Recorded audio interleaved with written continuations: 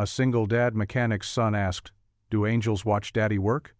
But in this small-town repair shop, angels weren't the only ones watching. Years ago, a customer's husband collapsed and died right there, turning this ordinary shop into a place of heartbreak and unanswered questions.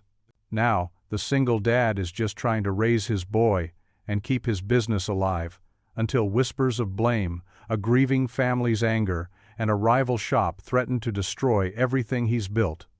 But when his son's innocent question opens old wounds and hidden truths, the past refuses to stay buried. What really happened the day that man died in his shop? And can a father's love and a child's faith be enough to fight back against guilt, grief, and the crushing weight of secrets? Before we get into the story, comment below where in the world you are watching from today. The morning sun peeked through the faded curtains of the Turner household, casting long shadows across the worn linoleum floor of the kitchen. Jack Turner stood at the stove, his broad shoulders hunched over as he flipped pancakes with practiced care. The sleeve of his work shirt was rolled up, revealing forearms marked with the honest wear of years fixing engines. "Tommy, breakfast in 5 minutes, buddy," Jack called out, his voice carrying up the narrow staircase. The sound of small feet thundering down the steps brought a tired smile to his face. The kitchen showed signs of a busy single-parent's life. A stack of bills by the toaster, Tommy's homework spread across one end of the table, and a coffee mug that had seen better days. Jack glanced at the wall clock. 6:45 a.m., right on schedule. Tommy burst into the kitchen, his backpack dangling from one shoulder, brown hair still messy from sleep. "Morning, Dad. Are those blueberry pancakes?" "Sure are, champ." Jack slid 2 golden brown pancakes onto a plate, adding a small pat of butter that melted instantly.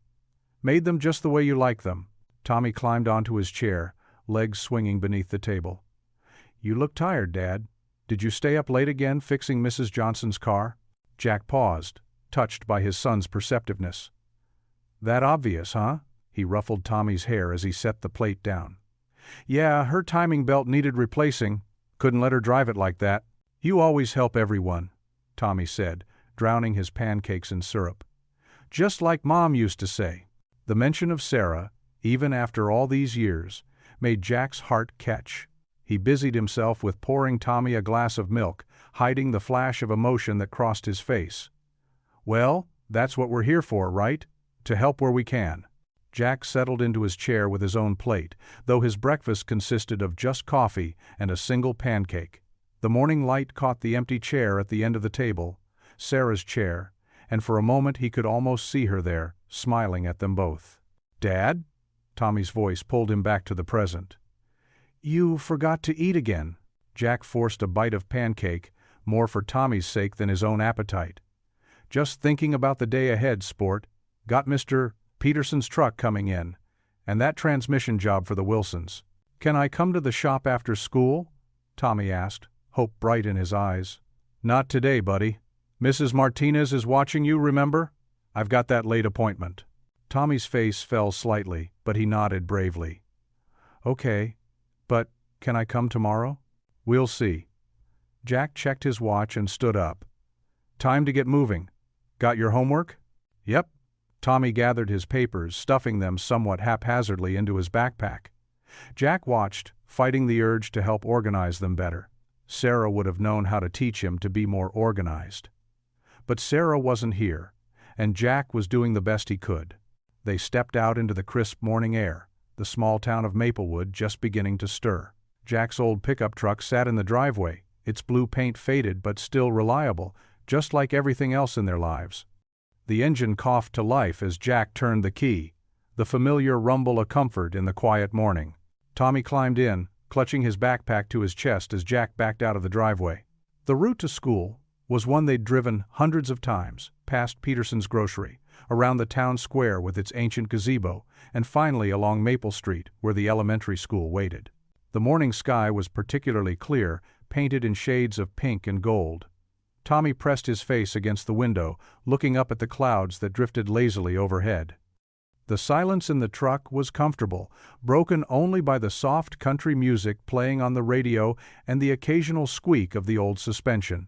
Jack glanced at his son, marveling at how much he looked like Sarah. The same thoughtful expression, the same way of seeing the world with wonder. It was moments like these that both healed and hurt, reminding him of all they'd lost and all they still had.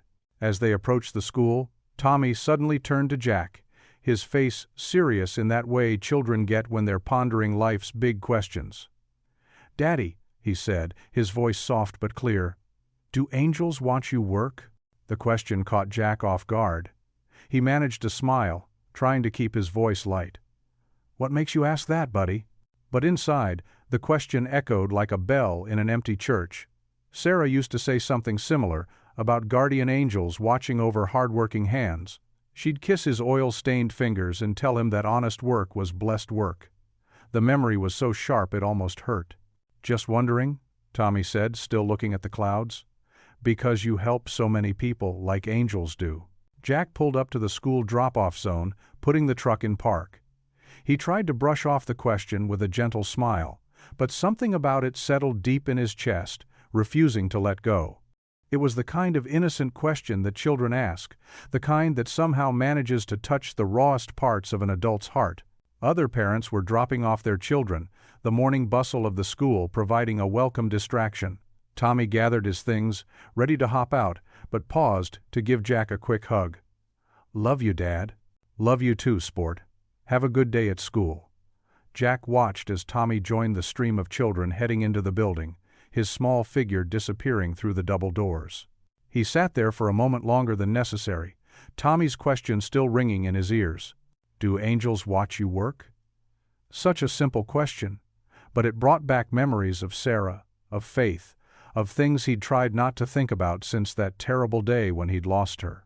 The morning sun caught his wedding ring, still faithfully worn after all these years. Jack flexed his fingers on the steering wheel, feeling the weight of both the ring and Tommy's question. He didn't have an answer, not one he was ready to give, anyway. But somehow, in the quiet of that morning moment, he felt something shift inside him, like a rusty gear, finally finding its proper place. Jack sat at his cluttered desk in the small office of Turner's Auto Repair, staring at the stack of bills that seemed to grow taller every week.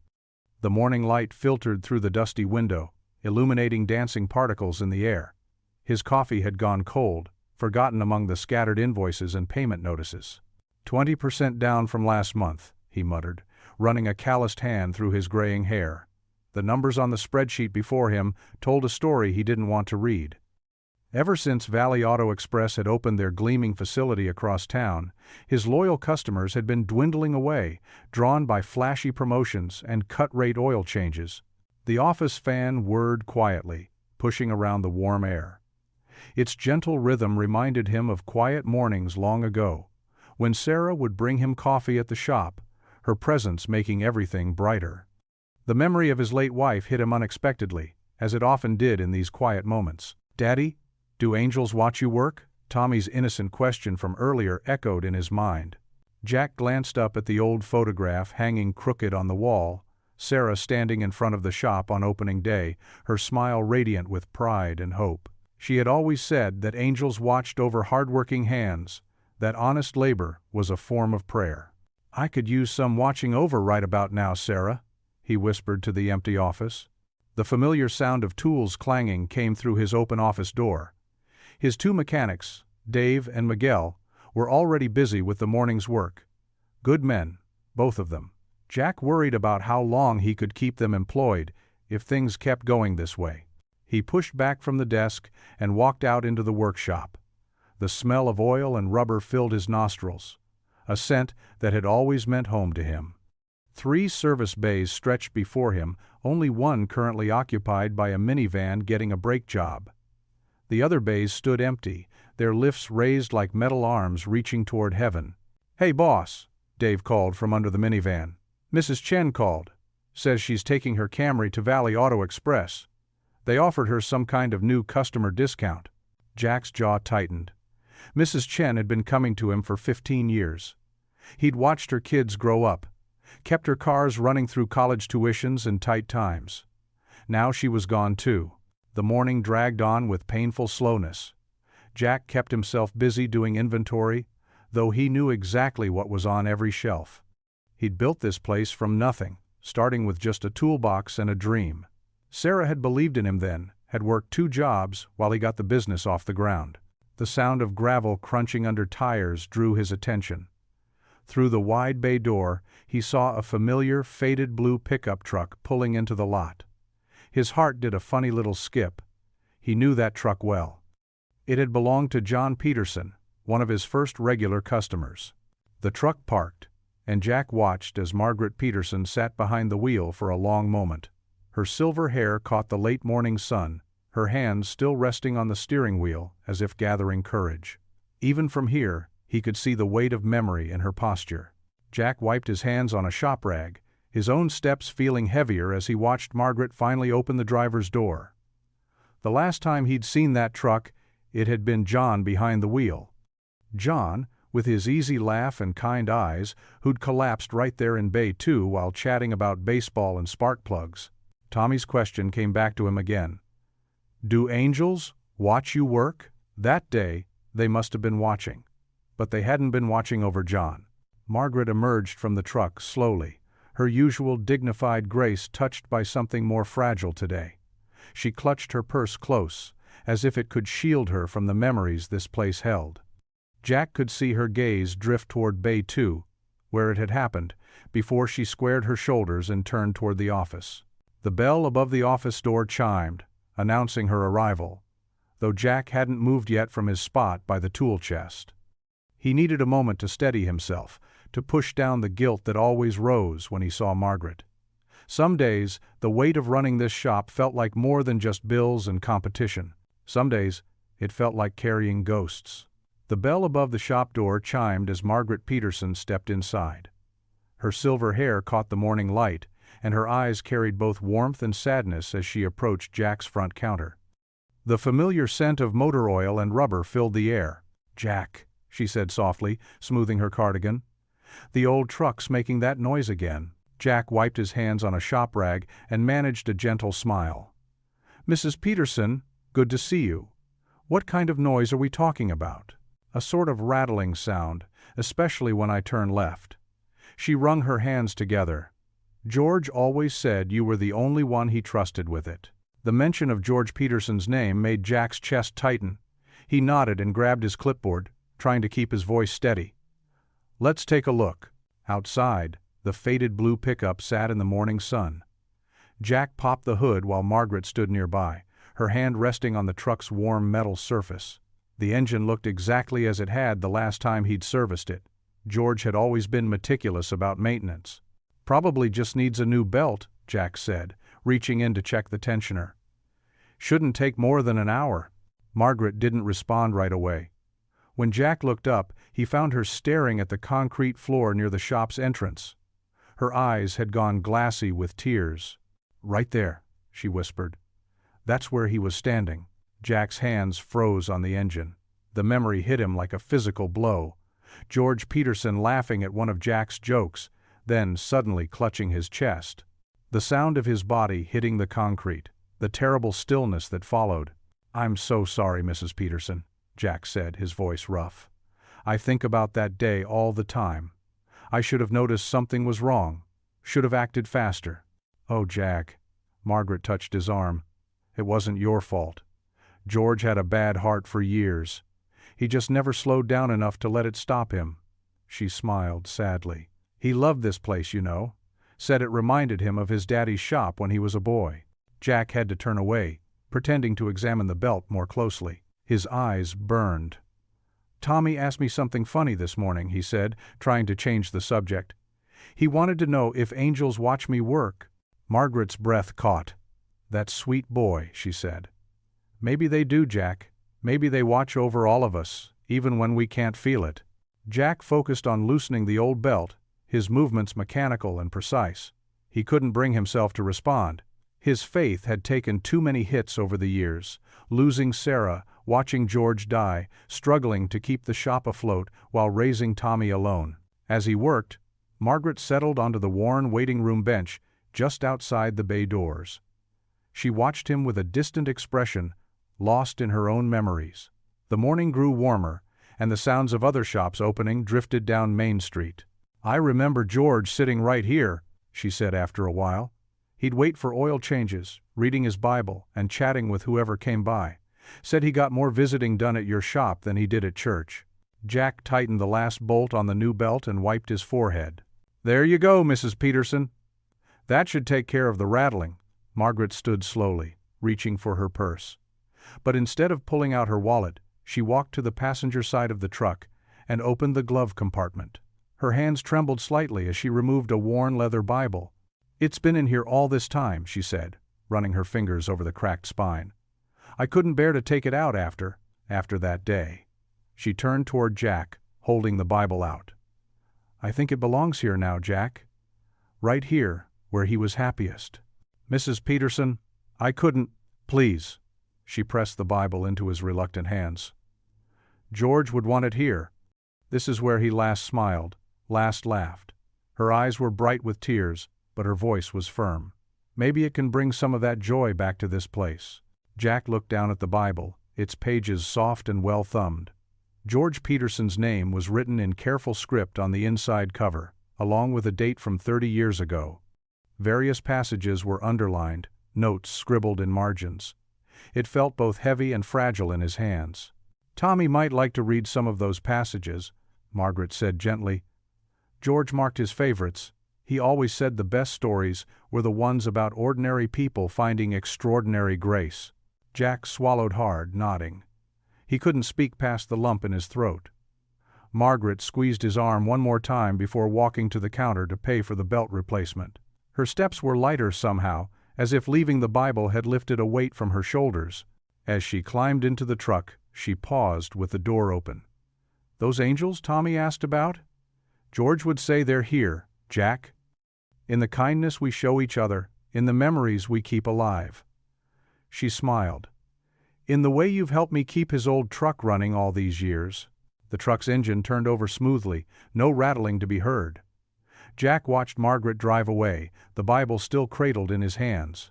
The morning sun streamed through the shop windows, catching the dust motes in its beams, making them dance like tiny stars in the quiet air. The kitchen was quiet except for the soft clink of forks against plates. Jack watched Tommy push his peas around, making little green trails through the mashed potatoes. The Bible Mrs. Peterson had given him sat at the edge of the table, its worn leather cover catching the warm light from their overhead lamp. "What's in that book, Dad?" Tommy asked, pointing with his fork at the Bible. His blue eyes sparkled with curiosity, just like his mother's used to. Jack set down his own fork and reached for his glass of water. "It's a Bible, buddy. It belonged to Mr. Peterson. The man who used to come to the shop?" Tommy scooped up a forkful of potatoes, then paused. "The one who went to heaven?" Jack's throat tightened. "That's right. Can we read it?" Tommy's voice was eager, innocent. "Mom used to read to me from her Bible, remember?" Jack's hand trembled slightly as he reached for the book. He did remember. Sarah would sit in Tommy's room every night, reading stories about David and Goliath, Noah's Ark, and angels visiting shepherds. After she died, he'd packed away her Bible, along with most of her things. It had hurt too much to look at them. "Please, Dad." Tommy pushed his plate aside, leaning forward. "Just a little bit?" Jack ran his fingers over the Bible's worn edges. "Tell you what, finish your peas, and we can read a little before bed." Tommy attacked his remaining vegetables with newfound enthusiasm, and Jack couldn't help but smile. 20 minutes later, they sat together on Tommy's bed, the Bible open in Jack's lap. Tommy snuggled close, his Batman pajamas still slightly too big for him. "What should we read?" Jack asked, thumbing through the pages. Many had underlined verses, notes in the margins written in Mr. Peterson's careful handwriting. "Something about angels," Tommy said immediately. "Since we were talking about them this morning." Jack found himself turning to the Psalms, remembering how Sarah always said they were like songs for the heart. His eyes fell on Psalm 91, and he cleared his throat. "For he will command his angels concerning you, to guard you in all your ways," Jack read slowly, his voice rough with emotion. "They will lift you up in their hands, so that you will not strike your foot against a stone." Tommy's eyes grew wide.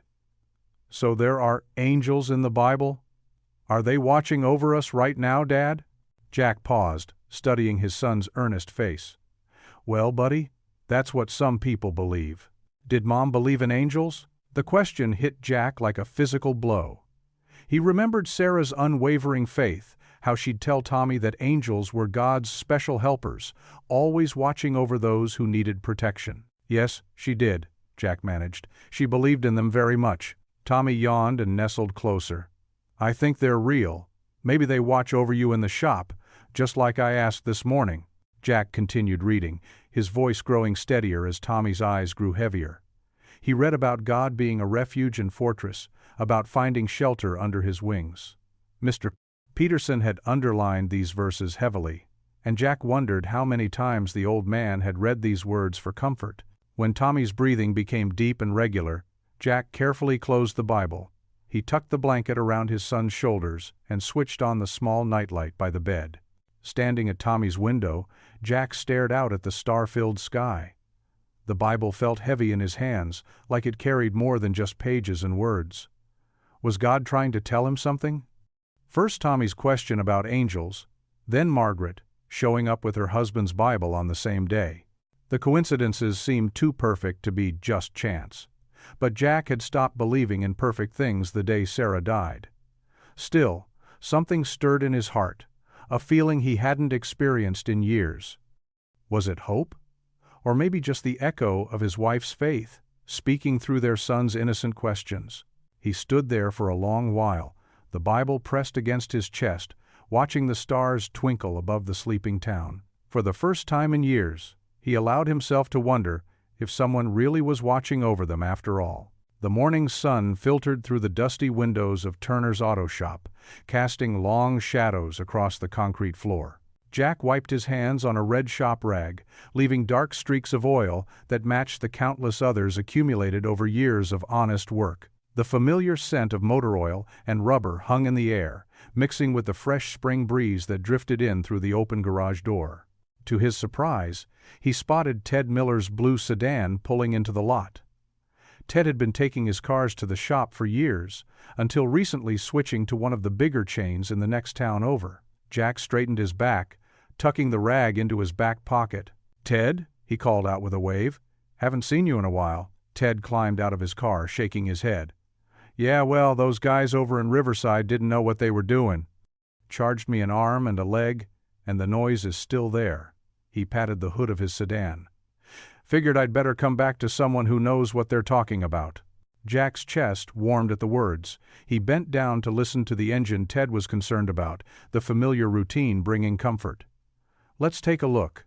As he worked, more familiar faces appeared. Mrs. Johnson brought in her minivan, and old Mr. Roberts stopped by with his pickup truck. Each one had a similar story. The bigger shops hadn't given them the care they were used to getting from Jack. Around mid-morning, the bell above the office door chimed. Margaret Peterson walked in, her silver hair neatly styled and a gentle smile on her face. She wore a floral blouse and carried a small paper bag. "Good morning, Jack," she said, setting the bag on the counter. "I brought you some of my banana bread. Thought you might need a snack." Jack wiped his hands clean and accepted the bag gratefully. "That's mighty kind of you, Margaret. The truck's running great. I just finished the oil change yesterday." "Oh, I know." She smiled, her eyes crinkling at the corners. "I actually came by to thank you." "Thank me?" Jack's brow furrowed. "For what?" Margaret's expression softened. "For reading Richard's Bible. Tommy told me about it at church on Sunday, said you two have been reading it together before bed." Jack felt his ears grow warm. "Tommy's got a way of sharing everything, doesn't he?" "That he does." Margaret laughed softly. "But Jack, what Tommy said about angels watching over this place, it gave me peace. I've carried such heaviness about Richard's passing, wondering why it had to happen here of all places." She gestured around the shop. "But maybe this is exactly where it was meant to happen. Where he was happiest, surrounded by good people." Jack swallowed hard, fighting the lump in his throat. "I still think about that day, Margaret. Wonder if I could have done something different." "There was nothing you could have done," she said firmly, reaching across the counter to pat his hand. "Richard's heart gave out. That's all. But knowing that Tommy sees angels here, well, it helps me believe Richard is still watching over this place too. The bell chimed again as another customer entered. Jack noticed it was Ben Harper, another regular he hadn't seen in months. "Looks like you're busy today," Margaret said with a knowing smile. "I'll let you get back to work. Just wanted you to know what it meant to me." As she turned to leave, Jack called after her. "Margaret? Thank you. For the Bible, I mean. Tommy. He asks such big questions sometimes. Having it helps." She nodded, understanding in her eyes. Children often see what we adults miss, don't they? Throughout the day, Jack found himself thinking about Margaret's words as he worked. The steady stream of returning customers kept his hands busy, but his mind wandered to the Bible readings with Tommy, to his son's unwavering belief in angels, to the way the community seemed to be drawing closer again. By late afternoon, he had serviced more vehicles than he had in the past 2 weeks combined. The familiar rhythm of work felt good. Checking engines, changing oil, diagnosing problems. Each task was like a well-worn prayer, comfortable and known. As he locked up the shop for the day, Jack felt something he hadn't experienced in years, a spark of hope. It was small, like a candle flame in a dark room, but it was there. Maybe Tommy's innocent faith was onto something. Maybe there really were angels watching over this place. He climbed into his truck, ready to pick up Tommy from his after-school program. As he drove down Main Street, something caught his eye. A flash of bright red and yellow against the evening sky. Jack slowed the truck, his heart sinking as he read the words on the massive banner stretched across an empty lot. Grand opening. Fast Fix Auto. Unbeatable prices. The spark of hope flickered, threatened by the harsh reality of corporate competition. The banner seemed to mock him, its bold letters promising everything his small shop couldn't: faster service, cheaper rates, flashier facilities. Jack stood at the kitchen counter, methodically counting the stack of bills in front of him. The numbers weren't adding up the way he needed them to. Outside, the evening sky had turned a deep purple, and the kitchen's fluorescent light cast harsh shadows across the worn linoleum floor. The sound of Tommy's cartoons drifted in from the living room, a cheerful contrast to the worry lines creasing Jack's forehead. "Tommy," he called out, his voice gentle but firm, "can you come in here for a minute, buddy?" The TV clicked off, and Tommy's sock-covered feet padded across the floor. He appeared in the doorway, still clutching his favorite toy car, a red miniature version of his dad's work truck that Jack had given him last Christmas. "Yes, Daddy?" Tommy's eyes were wide and attentive, reflecting the trust that sometimes made Jack's heart ache with the weight of responsibility. Jack pulled out a kitchen chair and patted it. "Have a seat, son. We need to talk about something." Tommy climbed onto the chair, his legs swinging freely beneath him. Jack sat down beside him, trying to find the right words to explain their situation to an 8-year-old. "You know that new repair shop that opened across town?" Jack began, keeping his voice steady. Tommy nodded. "The one with the bright orange sign?" "That's right." Jack ran a hand through his hair. "Well, some of our customers are going there now, which means we might have to tighten our belts a little bit." Tommy's forehead wrinkled in confusion. "But Daddy, your belt fits just fine." Despite his worry, Jack couldn't help but chuckle. "No, son. That's just a saying. It means we'll need to be extra careful with our money for a while. Maybe fewer trips to the ice cream shop after school, and we might need to wait on getting you those new sneakers you wanted." Tommy absorbed this information, his small fingers tracing the edges of his toy car. Then his face brightened with the pure, uncomplicated faith that only children seem capable of. "Maybe the angels will bring customers." Jack's breath caught in his throat. There it was again, that simple, unwavering belief in things unseen. It reminded him so much of Sarah, Tommy's mother, who'd had that same kind of faith right up until the end. "Tommy." Jack started, but found himself at a loss for words. "Mrs. Peterson says angels help good people," Tommy continued, completely serious. "And you're the best daddy and the best mechanic in the whole world." Jack reached out and ruffled Tommy's hair, trying to hide how much those words affected him. "Thank you, buddy. That means a lot to me." "Can we read from Mr. Peterson's Bible tonight?" Tommy asked, already sliding off his chair. "Maybe there's something about angels helping mechanics in there." "Sure," Jack said softly. Why don't you go get ready for bed, and I'll be up in a few minutes." As Tommy bounded up the stairs, Jack remained at the kitchen table, staring at the bills. His son's pure faith stirred something in him, a mixture of hope and guilt that he couldn't quite reconcile. The sharp knock at the front door startled him from his thoughts.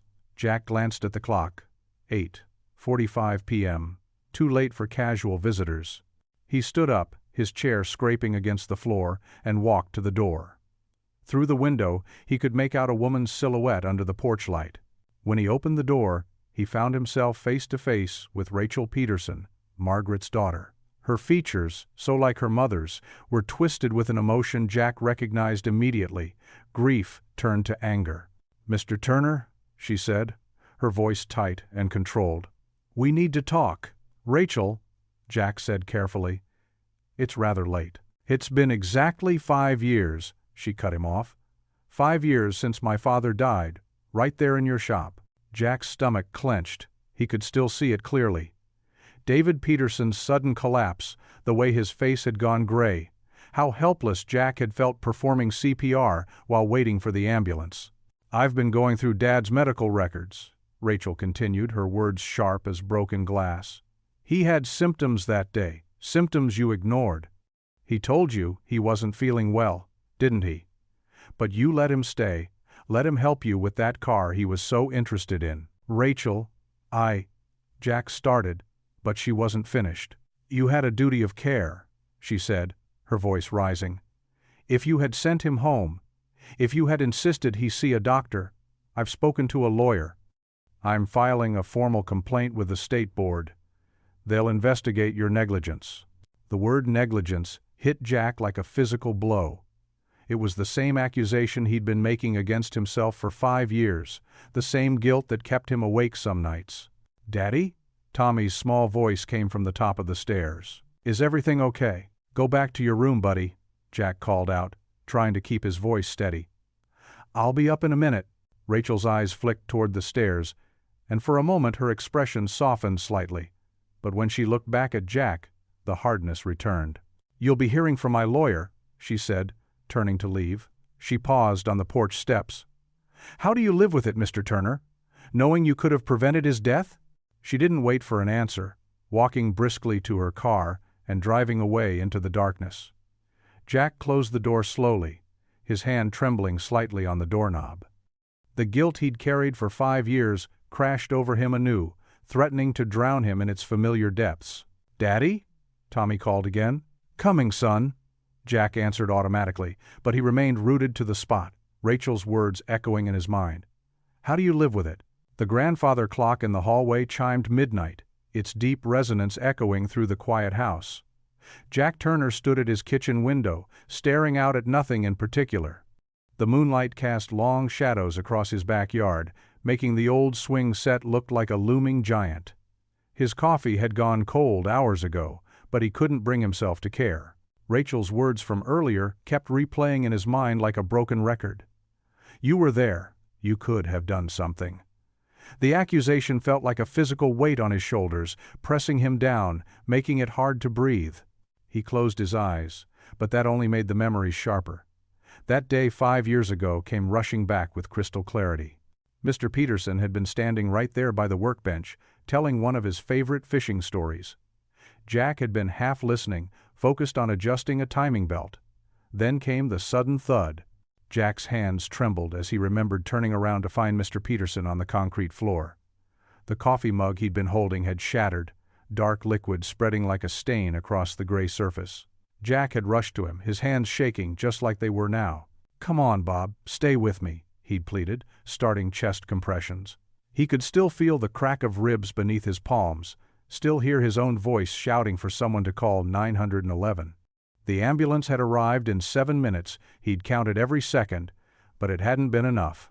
Jack pushed away from the window, his sock-covered feet making no sound as he paced the kitchen floor. He'd replayed that day 1,000 times in his head, wondering if he could have done something different. Should he have noticed earlier that something was wrong? Should he have known somehow? The house creaked, and Jack paused his pacing. He listened carefully, making sure Tommy was still asleep upstairs. The last thing his son needed was to see him like this, coming apart at the seams. Tommy had been just 3 when it happened. Too young to remember Mr. Peterson. Too young to understand why his daddy had come home that day with red-rimmed eyes and trembling hands. Jack had held him extra tight that night, grateful for the warm weight of his son in his arms. Now Rachel's accusations threatened to unravel everything he'd built since then. The reputation he'd earned through years of honest work, the trust people placed in him, the careful balance he maintained between being both mother and father to Tommy, it all felt suddenly fragile. Jack slumped into a kitchen chair, running his calloused hands over his face. The Bible Margaret had given him sat on the table, its worn leather cover catching the moonlight. He reached out to touch it, then pulled his hand back. How could he read words of comfort when he felt so undeserving? The hours crawled by. Jack dozed fitfully in the chair, jerking awake at every small noise. When the first hint of dawn began to color the sky, he dragged himself upstairs to shower and change. Tommy would be up soon, and Jack needed to at least pretend everything was normal. He was pouring cereal when Tommy came bouncing into the kitchen, already dressed in his favorite dinosaur t-shirt. The sight of his son's bright face made Jack's chest ache. Tommy deserved better than a father weighed down by guilt and doubt. "Morning, Daddy," Tommy chirped, climbing onto his chair. "Did you sleep good?" Jack managed to smile. "Sure did, buddy." The lie tasted bitter on his tongue. Tommy studied him with those perceptive eyes that sometimes seemed too wise for his 8 years. "Your eyes look tired," he observed, spooning up his cereal. "Just thinking about work stuff," Jack said, trying to keep his voice light. He busied himself with making Tommy's lunch, carefully spreading peanut butter on wheat bread the way his son liked it. The drive to school was quiet. Usually, Tommy would chatter about his friends or what he hoped to learn that day, but this morning he seemed to sense his father's mood. The radio played softly, some country song about faith and redemption that Jack couldn't bear to listen to. He switched it off. They stopped at a red light, and Jack felt a small hand slip into his. He looked down to find Tommy watching him with serious eyes. "Don't worry, Daddy," Tommy said softly, squeezing his hand. "Angels don't let lies win." Jack's throat tightened. He squeezed Tommy's hand back, forcing a smile he didn't feel. But inside, his faith felt as fragile as a soap bubble, ready to burst at the slightest touch. The light turned green, and Jack drove on, holding his son's hand like it was the only thing keeping him anchored to the earth. Through the windshield, the morning sun painted the sky in shades of pink and gold. It should have been beautiful, should have felt like a promise of a new day. Instead, Jack saw only shadows, wondering if they would ever lift. The morning sun did little to warm Jack's spirits as he unlocked the shop door. The familiar scent of oil and rubber usually brought him comfort, but today it just reminded him of everything he stood to lose. He flipped the sign to "Open" and walked to his small office, his work boots heavy on the concrete floor. Before he could even settle at his desk, the phone rang. It was Bill Henderson, one of his most loyal customers for the past decade. "Jack, I hate to do this to you." Bill's voice crackled through the line, hesitation clear in his tone. "But I'm going to have to cancel my appointment for tomorrow." Jack's stomach dropped. Bill's truck had been coming in for service every 3 months like clockwork. "Everything okay with the truck, Bill?" There was a long pause. "Look, Jack, I've been hearing some things around town about what happened to Robert Peterson a few years back. Rachel's been talking, and well, my wife thinks maybe we should try that new place across town." Jack gripped the phone tighter, his knuckles turning white. "Bill, I've been taking care of your vehicles for 10 years. You know me." "I do, Jack. That's what makes this hard." Bill sighed heavily. "But Rachel's saying things that, well, they're making folks nervous. I'm sorry." The line went dead before Jack could respond. He sat there, receiver still in hand, listening to the dial tone until it turned into that angry beeping sound. Finally, he set it down with trembling fingers. Through his office window, he could see the empty service bays. Usually by this time, there'd be at least 2 or 3 cars waiting. Today, there was only Margaret's husband's old truck, still up on the lift from yesterday. The morning crawled by. Jack kept himself busy with paperwork, though his eyes kept drifting to the phone, willing it to ring. Around noon, Mrs. Collins brought in her Buick for an oil change, something she'd been doing every few months for years. As Jack worked under her car, he could feel her watching him with newly suspicious eyes. "My daughter says that new fast fix place has some kind of special going," she mentioned as she paid, not quite meeting his gaze. "Might try them next time." Jack just nodded, unable to find the words to defend himself. What could he say? That he'd done everything he could for Robert Peterson that day? That he still woke up some nights, remembering how it felt to perform CPR while waiting for the ambulance? That he'd prayed harder than he'd ever prayed before, begging God to save the man lying on his shop floor? The afternoon stretched on, empty and quiet, except for the occasional rumble of cars passing by, heading to Fast Fix, no doubt. Jack stood in the doorway of his shop, watching as people drove past without a second glance.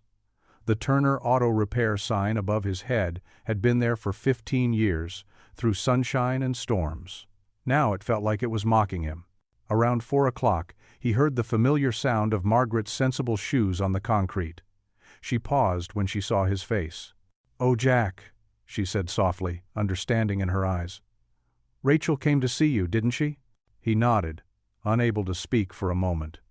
"The whole town's talking now. Bill Henderson canceled. Mrs. Collins too, probably. I've had one oil change all day." Margaret reached out and squeezed his arm. "Rachel's hurting, Jack. She's carrying so much pain, and she's looking for somewhere to put it." "I understand that," Jack said, his voice rough. "But this is my livelihood. Tommy's future. Everything I've built." He gestured at the empty shop behind him. "Have faith," Margaret said gently. "The truth has a way of coming out." But as she drove away in her husband's old truck, Jack wondered if faith was enough. The truth was, Robert Peterson had died in his shop. No amount of faith could change that fact. The rest of the afternoon passed without a single customer. Jack busied himself organizing tools that didn't need organizing, checking inventory he'd checked yesterday, anything to keep his hands busy and his mind from wandering to dark places. As the sun began to set, casting long shadows across the empty parking lot, Jack finally admitted defeat. He walked through his shop, turning off lights and machines, each click of a switch feeling like another nail in his coffin. The silence was deafening. Outside, the evening air had turned cool. Jack stood in the empty lot, keys heavy in his hand. The shop looked different in the growing darkness, smaller somehow, more vulnerable. The windows reflected the last bits of daylight, like tired eyes. He looked up at the darkening sky, feeling more alone than he had in years. "God, where are you?" he whispered, his voice barely audible even to himself. The only answer was the distant sound of traffic and the hollow echo of his words against the building's walls. Back in his office, he gathered his things, his movements slow and mechanical. As he reached for his jacket, his hand brushed against the Bible Margaret had given him. It sat on his desk where he'd left it that morning, its worn leather cover somehow warm to the touch despite the cooling air. Jack picked it up, running his thumb over the decades-old inscription inside the cover. "To Robert, may God's word light your path." The pages were dog-eared and marked with highlights and notes in Robert's careful handwriting. In the growing darkness of his office, the Bible seemed to hold a weight beyond its physical presence, like a small beacon of light in a storm he wasn't sure he could weather. He stood there, holding the Bible, surrounded by the tools and machines that had defined his life's work, wondering if by this time next week any of it would still be his. The morning light filtered through the kitchen window, casting a warm glow on the worn pages of Mr. Peterson's Bible. Jack sat at the breakfast table with Tommy, who munched on his cereal while Jack's coffee grew cold beside him. "Can we read the part about David again?" Tommy asked, milk dripping from his spoon. "I like how he wasn't scared of the giant." Jack smiled, finding the familiar passage. His fingers traced the underlined verses, wondering if Mr. Peterson had marked them. 1 Samuel, chapter 17, he read, his voice growing stronger with each word. "David said to the Philistine, 'You come against me with sword and spear and javelin, but I come against you in the name of the Lord Almighty.'" Tommy's eyes widened. He was brave because he knew God was with him, right? "That's right, buddy." Jack paused, letting the words sink in. For the first time since Rachel's accusations, he felt a small flutter of courage in his chest. "Like how the angels are with you at the shop?" Tommy asked, scraping the bottom of his cereal bowl. Jack reached across the table and ruffled his son's hair. "You know what? Maybe they are." The words surprised him as they left his mouth, but they felt right. After dropping Tommy at school, Jack drove to the shop, the Bible tucked safely in his glove compartment. He'd barely gotten his toolbox out when he heard the familiar rumble of an old truck. Bill Matthews, his friend of 20 years and the local hardware store owner, pulled up in his rusty Ford. "Thought you might need some company this morning," Bill called out, climbing down from his truck, his weathered face creased with concern as he approached. "Heard about Rachel's complaint." Jack's shoulders tensed. "News travels fast in Maplewood. Too fast sometimes." Bill followed Jack into the shop, watching as he started organizing his tools for the day. "Listen, Jack. I've known you since high school. Everyone knows you did everything you could for John Peterson that day." Jack set down a wrench harder than he meant to. "Try telling that to Rachel. Give her time," Bill said, leaning against a workbench. "Grief does strange things to people. Remember how you were after Sarah passed?" Jack nodded, remembering the dark months after losing his wife. He'd barely kept it together, except for Tommy's sake. "But that's not the only reason I stopped by," Bill continued, his expression growing serious. "Have you seen what Fast Fix is doing, besides stealing my customers?" Jack wiped his hands on a shop rag. "They're offering 60-minute oil changes for half what you charge, plus free car washes with every service." Bill shook his head. 3 more locations opening in neighboring towns by next month. Jack's stomach clenched. Half price? They can't be making any profit. They don't need to, not yet. They're backed by some big corporation. They can afford to lose money until the competition's gone. Bill crossed his arms. "Then watch those prices go right back up." Jack walked to the shop window, staring at the empty parking lot. Usually by this time he'd have at least 2 cars waiting. "I can't match those prices, Bill. I'd go under in a month." "Nobody expects you to." Bill joined him at the window. "But you might need to think of something. People around here, they're struggling. Some of them can't afford to choose loyalty over savings."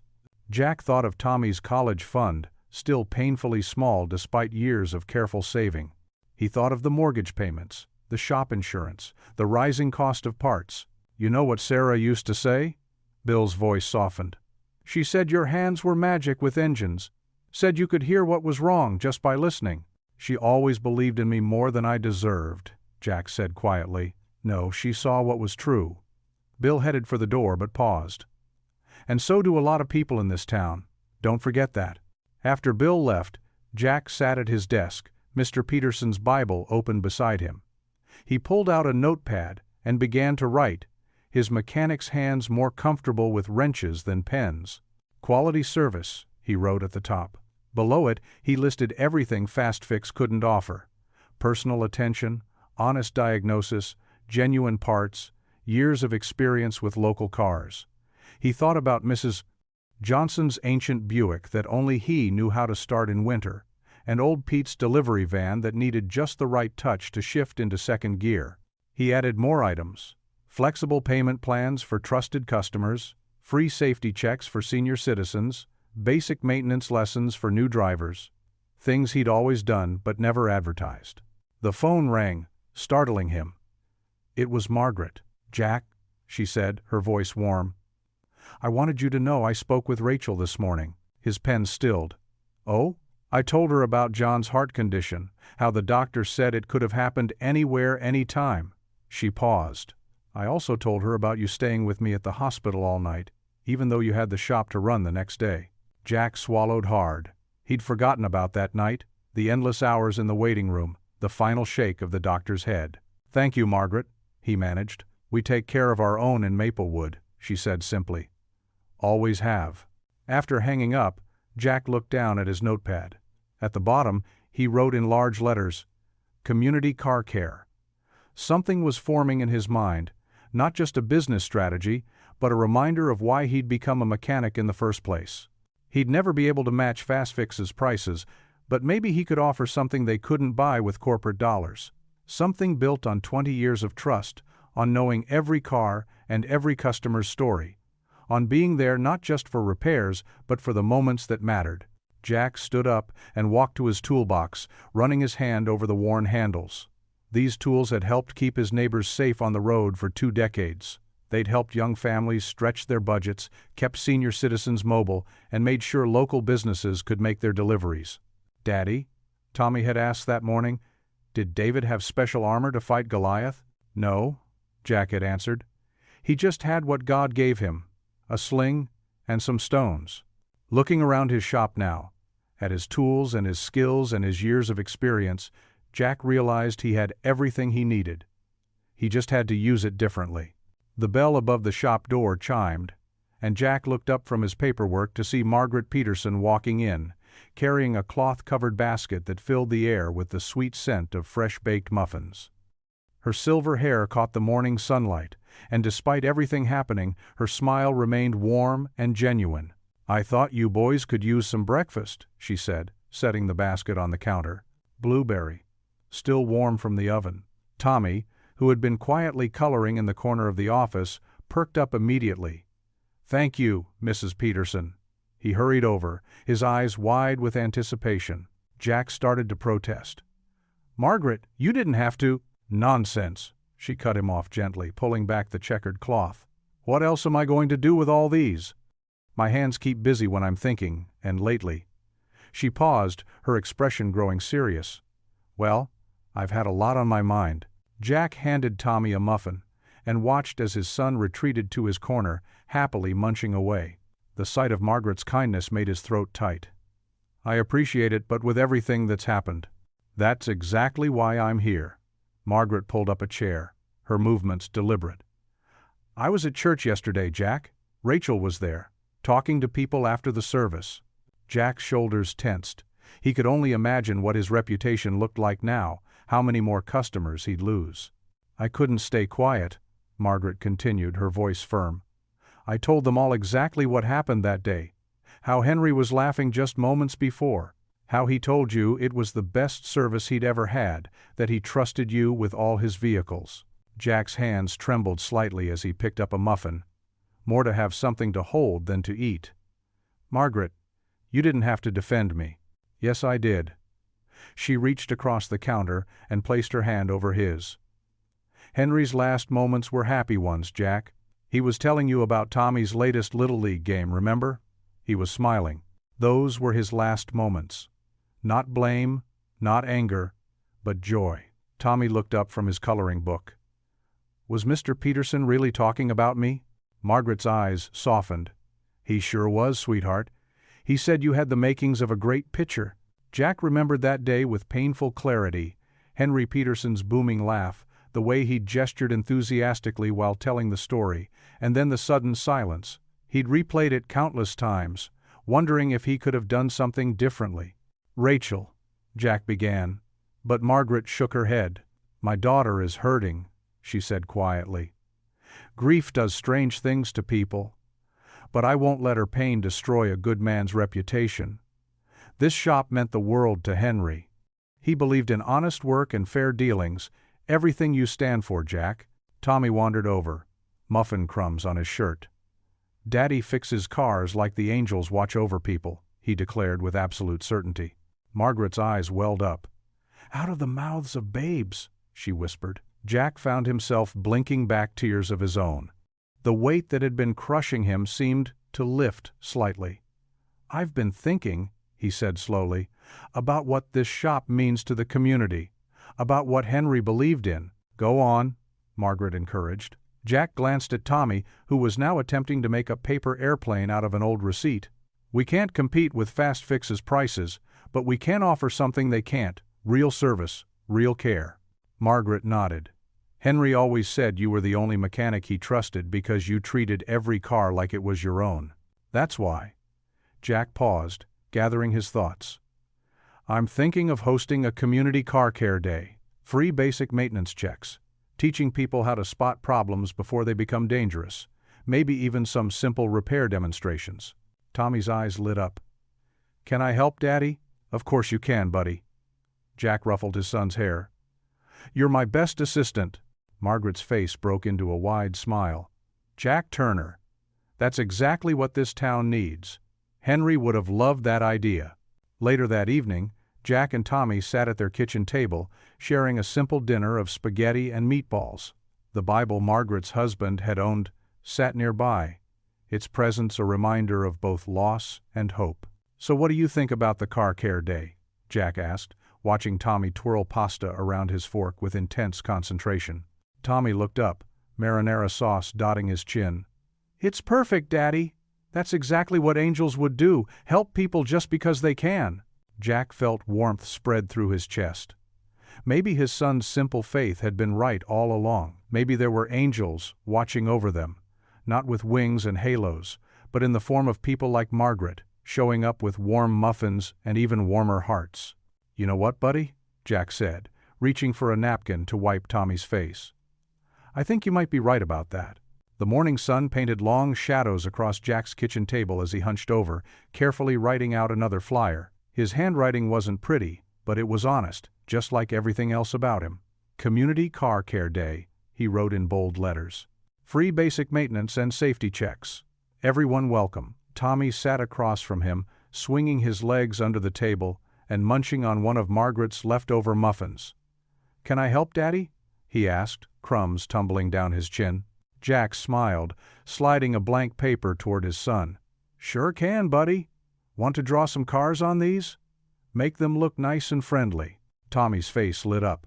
He grabbed a crayon and started sketching with the earnest concentration only an 8-year-old could muster.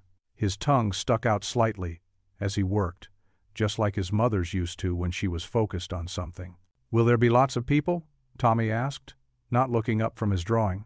Jack paused, tapping his pen against the table. "I hope so, son. But even if just a few folks show up, we'll help whoever comes." The next morning, Jack and Tommy started their mission. They walked down Main Street, stopping at every friendly storefront. The hardware store owner, Bill, immediately took 3 flyers for his window. "About time someone did something like this," he said, clapping Jack on the shoulder. "Town needs more caring folks." At the diner, Sarah, the owner, not only took flyers but offered to provide coffee and donuts for the event. "My Carl always said your shop was the most honest in town," she said, her eyes crinkling with kindness. "Let me help spread the word." Tommy proudly carried his stack of flyers to school, where his teacher, Mrs. Apland, Martinez, allowed him to put one on the bulletin board. "My husband's car has been making a funny noise," she confided to Jack at pickup time. "Maybe we'll stop by." Each day that week, they found new ways to reach out. Jack noticed Tommy had inherited his mother's gift for connecting with people. The boy would strike up conversations with anyone who'd listen, his innocent enthusiasm infectious. "Did you know my daddy fixes cars like angels watch over people?" he'd say to grocery store customers, handing them flyers. Some chuckled, others looked confused, but most took the papers with genuine interest. The responses weren't all positive. Walking past Fast Fix Auto, Jack saw their giant 50% off banner and felt his stomach clench. A few people walked right past him when he tried to hand them flyers, having heard Rachel's accusations. But for every cold shoulder, there seemed to be a warm heart waiting. Margaret helped by sharing flyers at her church group. "These people remember John," she said, referring to her late husband. "They know what kind of man you are, Jack." As the week progressed, Jack found himself doing something he hadn't done in years. Hoping. Real, genuine hope that felt like a forgotten muscle slowly strengthening. He caught himself humming while working on cars, noticed the spring returning to his step. Tommy's drawings became more elaborate as the week went on. By Thursday, his cars had smiling faces and what looked like wings. "They're angel cars, Daddy," he explained seriously. "Because angels help people, and that's what we're gonna do." The night before the event, Jack sat at his desk in the shop, surrounded by tools and the familiar smell of motor oil. He pulled out John Peterson's Bible, its pages now marked with sticky notes where he and Tommy had been reading. His fingers traced the worn cover, remembering Margaret's words, "Maybe this belongs here," where he last smiled. Back home, Tommy was already in his Superman pajamas, waiting for their nightly reading. But tonight felt different. Jack sat on the edge of his son's bed, Bible in hand, and felt something shift inside him. "Tommy," he said softly, Would you like to pray together tonight? Tommy's eyes widened. Like talking to God? And the angels? Yeah, buddy. Like that. Tommy sat up straight, folding his hands like he'd seen people do in movies. I'll go first, he volunteered. Jack nodded, his throat tight with emotion. Dear God and angels, Tommy began, his voice clear and confident. Thank you for helping Daddy fix cars, and for giving us the idea to help people tomorrow. Please make lots of people come, and help Daddy remember you're watching over our shop. And please tell Mommy we miss her. Amen. Jack blinked back tears, amazed at his son's simple, powerful faith. He cleared his throat, and for the first time since his wife died, bowed his head to pray. God, he whispered, his voice rough with emotion, thank you for my boy, for his heart, for Margaret's kindness, for not giving up on me even when I gave up on you. Please help us tomorrow. Help me be the man Tommy believes I am. Amen. When he opened his eyes, Tommy was beaming at him. That was a good prayer, Daddy. Jack tucked the blanket around his son's shoulders, kissing his forehead. The Bible sat between them, a bridge between past and present, doubt and faith. Tomorrow would bring what it would bring, but tonight, in this moment, Jack felt peace settle over him like a warm blanket. Good night, son, he whispered, switching off the bedside lamp. Sleep tight, Daddy. Tommy's voice came through the darkness. Yeah? The angels are happy we prayed. Jack paused at the doorway, looking back at his son's silhouette. You think so? I know so, Tommy said with complete certainty, and snuggled deeper under his covers. Saturday morning arrived with a gentle breeze that rustled through the maple trees lining Jack's auto shop. The rising sun cast a warm glow over the parking lot, where Jack stood alone for a moment, taking in the quiet before the day began. His hands were already stained with grease from setting up the equipment since dawn. The familiar scent of motor oil and fresh coffee mingled in the air. Margaret had arrived early too, setting up folding tables with checkered tablecloths near the shop entrance. She arranged thermoses of coffee, plates of homemade cookies, and baskets of muffins she'd baked since 4 a.m. Jack Turner, she called out, waving him over. Come have some breakfast before everyone arrives. Tommy darted between the tables, carefully arranging paper napkins. Daddy, look, Mrs. Peterson made your favorite chocolate chip cookies. Before Jack could answer, the first cars began pulling into the lot. By 8 o'clock, a steady stream of vehicles filled the space. Old pickup trucks, minivans with soccer team stickers, sedans that had seen better days. The community was showing up, and Jack's throat tightened with emotion. Local mechanics who'd known Jack for years arrived to help, rolling up their sleeves without being asked. Bill from the hardware store brought extra tools. Sarah from the diner showed up with hot breakfast sandwiches for the volunteers. Line forms here for oil changes, Tommy announced proudly, pointing to the hand-drawn sign he'd made. His small voice carried across the growing crowd, bringing smiles to weather-worn faces. Jack moved from car to car, checking tire pressure, topping off fluids, and explaining basic maintenance to attentive owners. His calloused hands worked steadily while he listened to their stories. About kids' graduations, medical bills, and struggles to make ends meet. Remember when you fixed my brakes last winter, Jack? Mrs. Johnson, a retired teacher, touched his arm. Wouldn't take a dime even though you stayed late.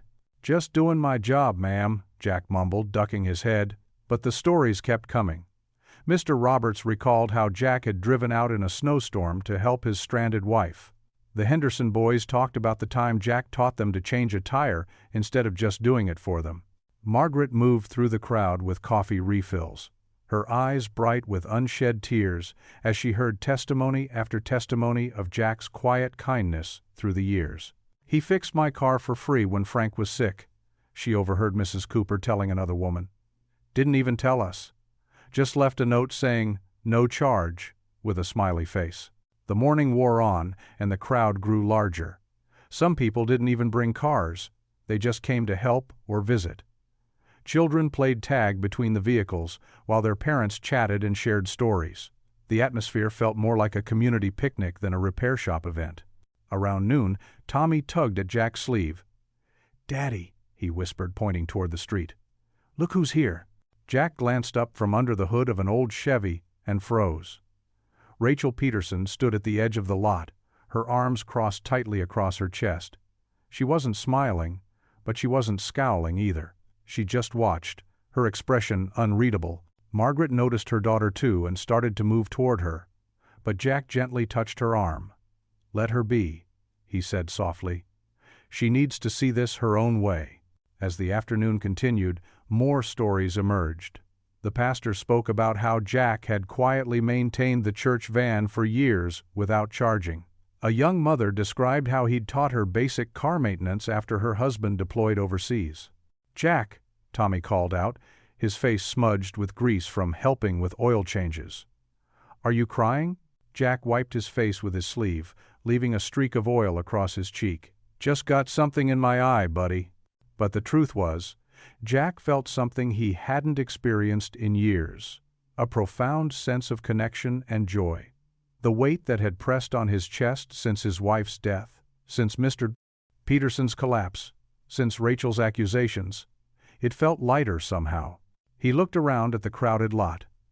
Bill was showing a teenager how to check tire pressure. Margaret's cookies were nearly gone. Two of his old customers were comparing notes about their car's quirks. Tommy was proudly explaining spark plugs to anyone who would listen.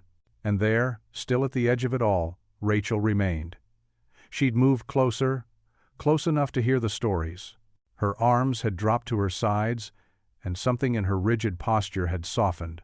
As the sun began its westward slide, Jack stood back and watched the scene before him. The joy that filled his heart wasn't the fleeting happiness of a successful event.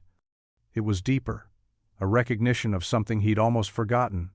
The power of community, the strength of small kindnesses, the way love could heal old wounds.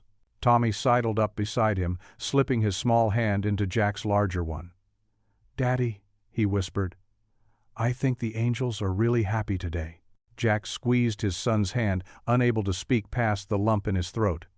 For the first time in 10 years, he felt truly alive, truly part of something bigger than his grief and guilt. The shop wasn't just a building with tools and lifts. It was a gathering place, for healing, for connection, for grace. Margaret approached with a fresh cup of coffee, her eyes twinkling.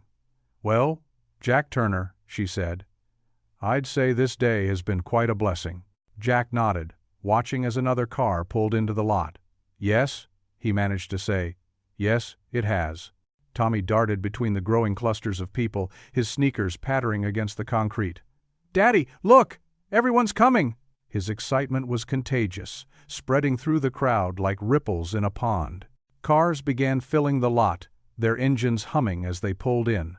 Familiar faces emerged. Mr. Plaint, Johnson from the hardware store, the Brooks family with their ancient station wagon, and even Pastor Mike with his rattling pickup truck. Children chased each other around parked vehicles while their parents chatted, creating a festival-like atmosphere that transformed the usually quiet shop. Someone had brought an old radio, and country music drifted through the morning air. The sounds of socket wrenches and impact guns mixed with laughter and conversation. Jack moved from car to car, checking oil levels and tire pressure, showing owners simple maintenance tricks they could do at home. "Here, Mrs. Chen," Jack demonstrated, pointing under her Honda's hood. "This is how you check your dipstick. See how the oil should look?" The elderly woman nodded, her eyes bright with interest. Her grandson translated Jack's instructions, and she smiled gratefully. Tommy followed his father like a shadow, holding tools and passing them over with practiced ease. "Daddy," he whispered during a quiet moment, "everyone's so happy. The angels must love it when you help people." Jack paused, wrench in hand, and looked at his son. Tommy's pure faith touched something deep in his heart, making his throat tight with emotion. Before he could respond, Margaret called out from near the refreshment table. "Jack, come here for a minute, would you?" The crowd had grown larger, and Margaret gestured toward a makeshift podium, really just an overturned milk crate. "Say something," she urged, pressing a paper cup of coffee into his hands. "Everyone's here for you." Jack hesitated, his workman's hands wrapped around the warm cup. Public speaking had never been his strong suit, but as he looked around at the faces of his neighbors, at Tommy's encouraging smile, He felt something shift inside him. Clearing his throat, he stepped onto the crate. The music was turned down, and conversations quieted. Even the children stopped their games to listen. Jack started, his voice rough with emotion. I want to thank you all for coming today. This shop, it's been more than just a business to me. It's been a place where this community comes together. He caught sight of Rachel, Margaret's daughter, standing at the edge of the crowd. Her arms were crossed, but she wasn't leaving. Their eyes met briefly before she looked away. Some of you might remember my wife Sarah, Jack continued, his voice growing stronger. She always said that honest work was blessed work, that angels watched over those who helped others. He glanced at Tommy, who beamed up at him. My boy Tommy, he reminds me of that truth every day. Murmurs of agreement rippled through the crowd. Several people wiped their eyes, including Margaret, who clutched her husband's Bible to her chest. This community has given me so much, Jack said, gesturing to the gathered faces. Today isn't just about car maintenance. It's about remembering that we're all connected, that we're stronger together than apart. Amen, someone called out, and others nodded. So let's keep helping each other, Jack finished, his voice thick with emotion. Let's keep believing in something bigger than ourselves. And thank you all for being here today. Applause erupted, genuine and warm. As Jack stepped down, people pressed forward to shake his hand or pat his back. Tommy wrapped his arms around his father's waist, squeezing tight. The day continued to unfold like a beautiful tapestry of community spirit. Jack showed teenagers how to change their oil, explained to new drivers the importance of tire rotation, and fixed minor issues that could have become major problems. Every repair came with a story, a shared memory, a connection. Near the refreshment table, Margaret shared tales about her late husband with younger mechanics, speaking of his love for cars and his friendship with Jack. Her eyes sparkled with tears, but her smile was genuine. The music played on country songs about faith and family, about holding on through hard times. Children danced between the cars, their laughter a melody of its own. Even Rachel had moved closer to the center of activity, watching as Jack patiently explained engine basics to a young mother. As the afternoon sun cast long shadows across the lot, Jack paused to take it all in. The shop was alive with more than just the sounds of tools and engines. It buzzed with the energy of human connection, of shared purpose, of hope. Tommy appeared at his side, grease smudged on his cheek. See, Daddy? He said softly, slipping his small hand into Jack's calloused one. Angels like it when you help people. Jack squeezed his son's hand, looking around at the thriving crowd. Watching Margaret share cookies with Rachel, seeing old customers chat with new ones, hearing the blend of laughter and music and friendly conversation, it all felt like a kind of miracle. In that moment, Jack realized something profound. Maybe God had never left at all. Maybe he had been here all along, working through the hearts and hands of this community, just waiting for Jack to open his eyes and see. The autumn sun had begun its descent, painting the sky in warm oranges and pinks. The community car care day was winding down, but spirits remained high. Jack wiped his brow with a red shop rag, satisfaction warming his chest as he watched the remaining townspeople chatting and laughing. Best day we've had in years, old Mr. Jenkins said, clapping Jack on the shoulder. Reminds me of how things used to be. Jack nodded, unable to keep the smile from his face. Tommy sat cross-legged near the shop entrance, sharing cookies with Margaret, while she told him stories about his mother. The sight made Jack's heart ache in a good way. A strange smell caught his attention. Jack sniffed the air, his mechanic's instincts suddenly alert. Something wasn't right. He walked toward the far corner of the shop where Bill Henderson's ancient pickup truck sat with its hood up. The smell grew stronger, acrid, with an electrical tang. Jack's stomach dropped as he spotted wisps of smoke curling from beneath the truck's dashboard. "Everyone out!" Jack shouted, his voice cutting through the peaceful evening chatter. "Fire!" The first flames licked up from under the hood, hungry and orange. Jack's training kicked in. He grabbed the nearest fire extinguisher and aimed it at the base of the fire, but the flames had already caught the old wiring. They spread with terrifying speed, racing along the ceiling's wooden beams. "Tommy!" Jack bellowed. "Margaret, get outside!" People moved quickly, filing out of the shop. The smoke grew thicker, filling the space with dark clouds. Jack's eyes stung as he searched through the haze. "Dad!" Tommy's voice came from outside. "Dad, come on!" Jack stumbled toward the entrance, making sure everyone was out. The heat pressed against his back like a physical force. Through the smoke, he caught glimpses of his life's work. The tools passed down from his father, the photographs on the wall, the Bible Margaret had given him still sitting on his desk. The roof groaned ominously. Jack knew he had only seconds. With one last look at everything he'd built, he ran for the door. He burst into the cool evening air just as a window shattered from the heat. Tommy crashed into him, wrapping small arms around his waist. Jack held his son close, both of them watching in horror as flames devoured the shop. Someone had called the fire department. Sirens wailed in the distance, but Jack knew they wouldn't arrive in time to save much. The fire was too intense, too hungry. Margaret stood nearby, her hand pressed to her mouth. "Oh, Jack," she whispered, "I'm so sorry." The gathered townspeople formed a somber circle, their earlier joy replaced by shocked silence. Rachel stood among them, her face pale, all accusations forgotten in the face of real tragedy. The heat reached them even from the curb where Jack had collapsed, still holding Tommy. He watched helplessly as 30 years of work disappeared into the flames. The sign his father had hand-painted, "Turner's Auto Repair," curled and blackened.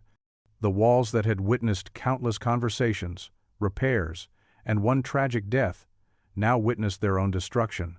Tommy's small hand found Jack's. "Daddy?" His voice trembled. "Where will you fix cars now?" Jack couldn't answer. His throat felt too tight, choked with smoke and grief. He pulled Tommy closer, feeling his son's heart beating fast against his side. The fire department arrived, their red lights casting eerie shadows across the gathered faces. They worked efficiently, but Jack knew it was too late. He could only watch as high-pressure water arced into the inferno that had once been his livelihood. Someone draped a blanket over his and Tommy's shoulders. More people gathered, their murmurs of sympathy floating around him like the smoke. Jack barely heard them. He stared at the flames, remembering his wife's proud smile when they'd first opened the shop. Tommy's first steps across the concrete floor, the thousands of cars he'd fixed, the lives he'd touched. "The angels must be crying," Tommy whispered, looking up at the sparks flying into the darkening sky. Jack pulled his son tighter, unable to speak. The fire continued its relentless consumption, eating away at the building's bones. Each cracking beam felt like a physical blow to his chest. The flames reflected in the gathering puddles, making it look like the whole world was burning. Hours seemed to pass, though it couldn't have been more than 45 minutes. The firefighters finally got the blaze under control, but by then, there wasn't much left to save. The shop's skeleton stood black against the night sky, still smoking, water running in dark rivers from its gutted interior. Jack sat motionless on the curb, Tommy tucked against his side. The boy had stopped crying, but his small body still shook with occasional hiccups. Around them, the community that had gathered to celebrate now stood in silent vigil, watching the last embers of Jack's dreams float away into the darkness. The fire chief approached, his face grave. "It looks like it started with an electrical short in that old truck," he said quietly. "These things happen fast, Jack. You did right getting everyone out." Jack nodded numbly. The chief squeezed his shoulder and moved away, leaving Jack to stare at the ruins of his life's work. The shop had been more than just a business. It had been his anchor after losing his wife, his way of providing for Tommy, his connection to the community. Now it was gone, reduced to charred walls and melted metal. The tools he'd inherited from his father, the comfortable routine of his days, the security he'd built for his son, all of it had vanished in a matter of minutes. Tommy stirred against him. "Daddy?" he asked in a small voice. "Are you crying?" Jack reached up and touched his cheek, surprised to find it wet. He hadn't even realized he was crying. He looked down at his son's worried face and tried to find words of comfort, but nothing came. Instead, he just held Tommy closer, both of them sitting on the cold curb as the last flames flickered and died, leaving only smoke and ashes where their future had been just hours before. The autumn night grew colder around them, but Jack couldn't move. He stayed there, holding his son, watching the firefighters work, feeling the weight of loss settle over him like a heavy blanket. The day that had started with so much hope had ended in disaster, and Jack couldn't see any angels watching over them now. The morning after the fire dawned gray and cold. A thin mist hung over Maplewood, wrapping around the charred skeleton of Jack's auto repair like a mourning shroud. Jack stood at the edge of the parking lot, his work boots crunching on broken glass and debris. The acrid smell of smoke still hung heavy in the air. His shoulders slumped as he took in the devastation. The roof had partially collapsed, leaving jagged beams pointing accusingly at the sky. The front office, where he'd spent countless hours doing paperwork, was now a blackened cave. Tools worth thousands of dollars lay ruined, and the 2 customer cars that had been inside were destroyed. "Mr. Turner?" A gentle voice broke through his thoughts. It was Sarah from the insurance company, clipboard in hand. Her face was sympathetic but professional. "I've completed the preliminary assessment." Jack braced himself, though he already knew it wouldn't be good news. The policy he'd taken out years ago, when money was tighter, wouldn't begin to cover this level of destruction. "The structural damage is extensive," Sarah explained, flipping through her papers. "Between the building, equipment, and liability for the customer's vehicles, I'm afraid the policy will only cover about 30% of the total loss." The numbers she quoted made Jack's stomach turn. He'd need nearly $200,000 to rebuild and restock, money he didn't have. The small emergency fund he'd built up would barely cover a month's worth of bills. "Thank you," he managed to say, his voice rough. Sarah squeezed his arm before walking back to her car. Throughout the morning, people from town drove by slowly, some stopping to offer condolences or ask if he needed anything. Margaret brought coffee and sandwiches, which he couldn't bring himself to eat. Even Rachel, her daughter, drove past twice, though she didn't stop. By afternoon, Jack sat in his truck staring at the building where he'd spent the last 20 years of his life. Every corner held memories. Teaching Tommy to count using spark plugs, sharing lunch breaks with his wife before she got sick, the countless conversations with customers who'd become friends. His cell phone buzzed. Another text from Fast Fix Auto offering to buy his property. They'd been circling like vultures since last night, seeing an opportunity in his tragedy. Jack deleted the message without responding. The school bus dropped Tommy off at 3:30. Jack watched in the rearview mirror as his son walked slowly toward the truck, his Batman backpack seeming to weigh heavily on his small shoulders. "Hi, Daddy," Tommy said quietly, climbing in. His eyes were red, rimmed. He'd been crying. "Hey, buddy." Jack tried to sound normal, but his voice cracked. "How was school?" "Mrs. Johnson let me draw during math time. I drew our shop, but like it used to be." Tommy pulled a crumpled paper from his backpack. The crayon drawing showed their building with stick figures out front, one tall, one small. Above them, Tommy had drawn what looked like angels watching from the clouds. Jack's throat tightened. He carefully folded the drawing and put it in his shirt pocket, right over his heart. They drove home in silence. The house felt empty and cold when they walked in, though Jack knew the heating was working fine. He heated up some soup while Tommy sat at the kitchen table, methodically arranging his crayons by color. "Tommy," Jack said, finally sitting down across from his son, "we need to talk about something important." Tommy looked up, his blue eyes, so like his mother's, watching Jack intently. "The shop? It's going to cost a lot to fix. More money than we have." Jack cleared his throat. "And without the shop, I can't make enough to pay our bills here." Tommy's lower lip trembled. "What does that mean?" "It means we might have to move somewhere else. Maybe to Uncle Steve's place in Ohio, just until I can save up enough to—" "No!" Tommy's shout startled them both.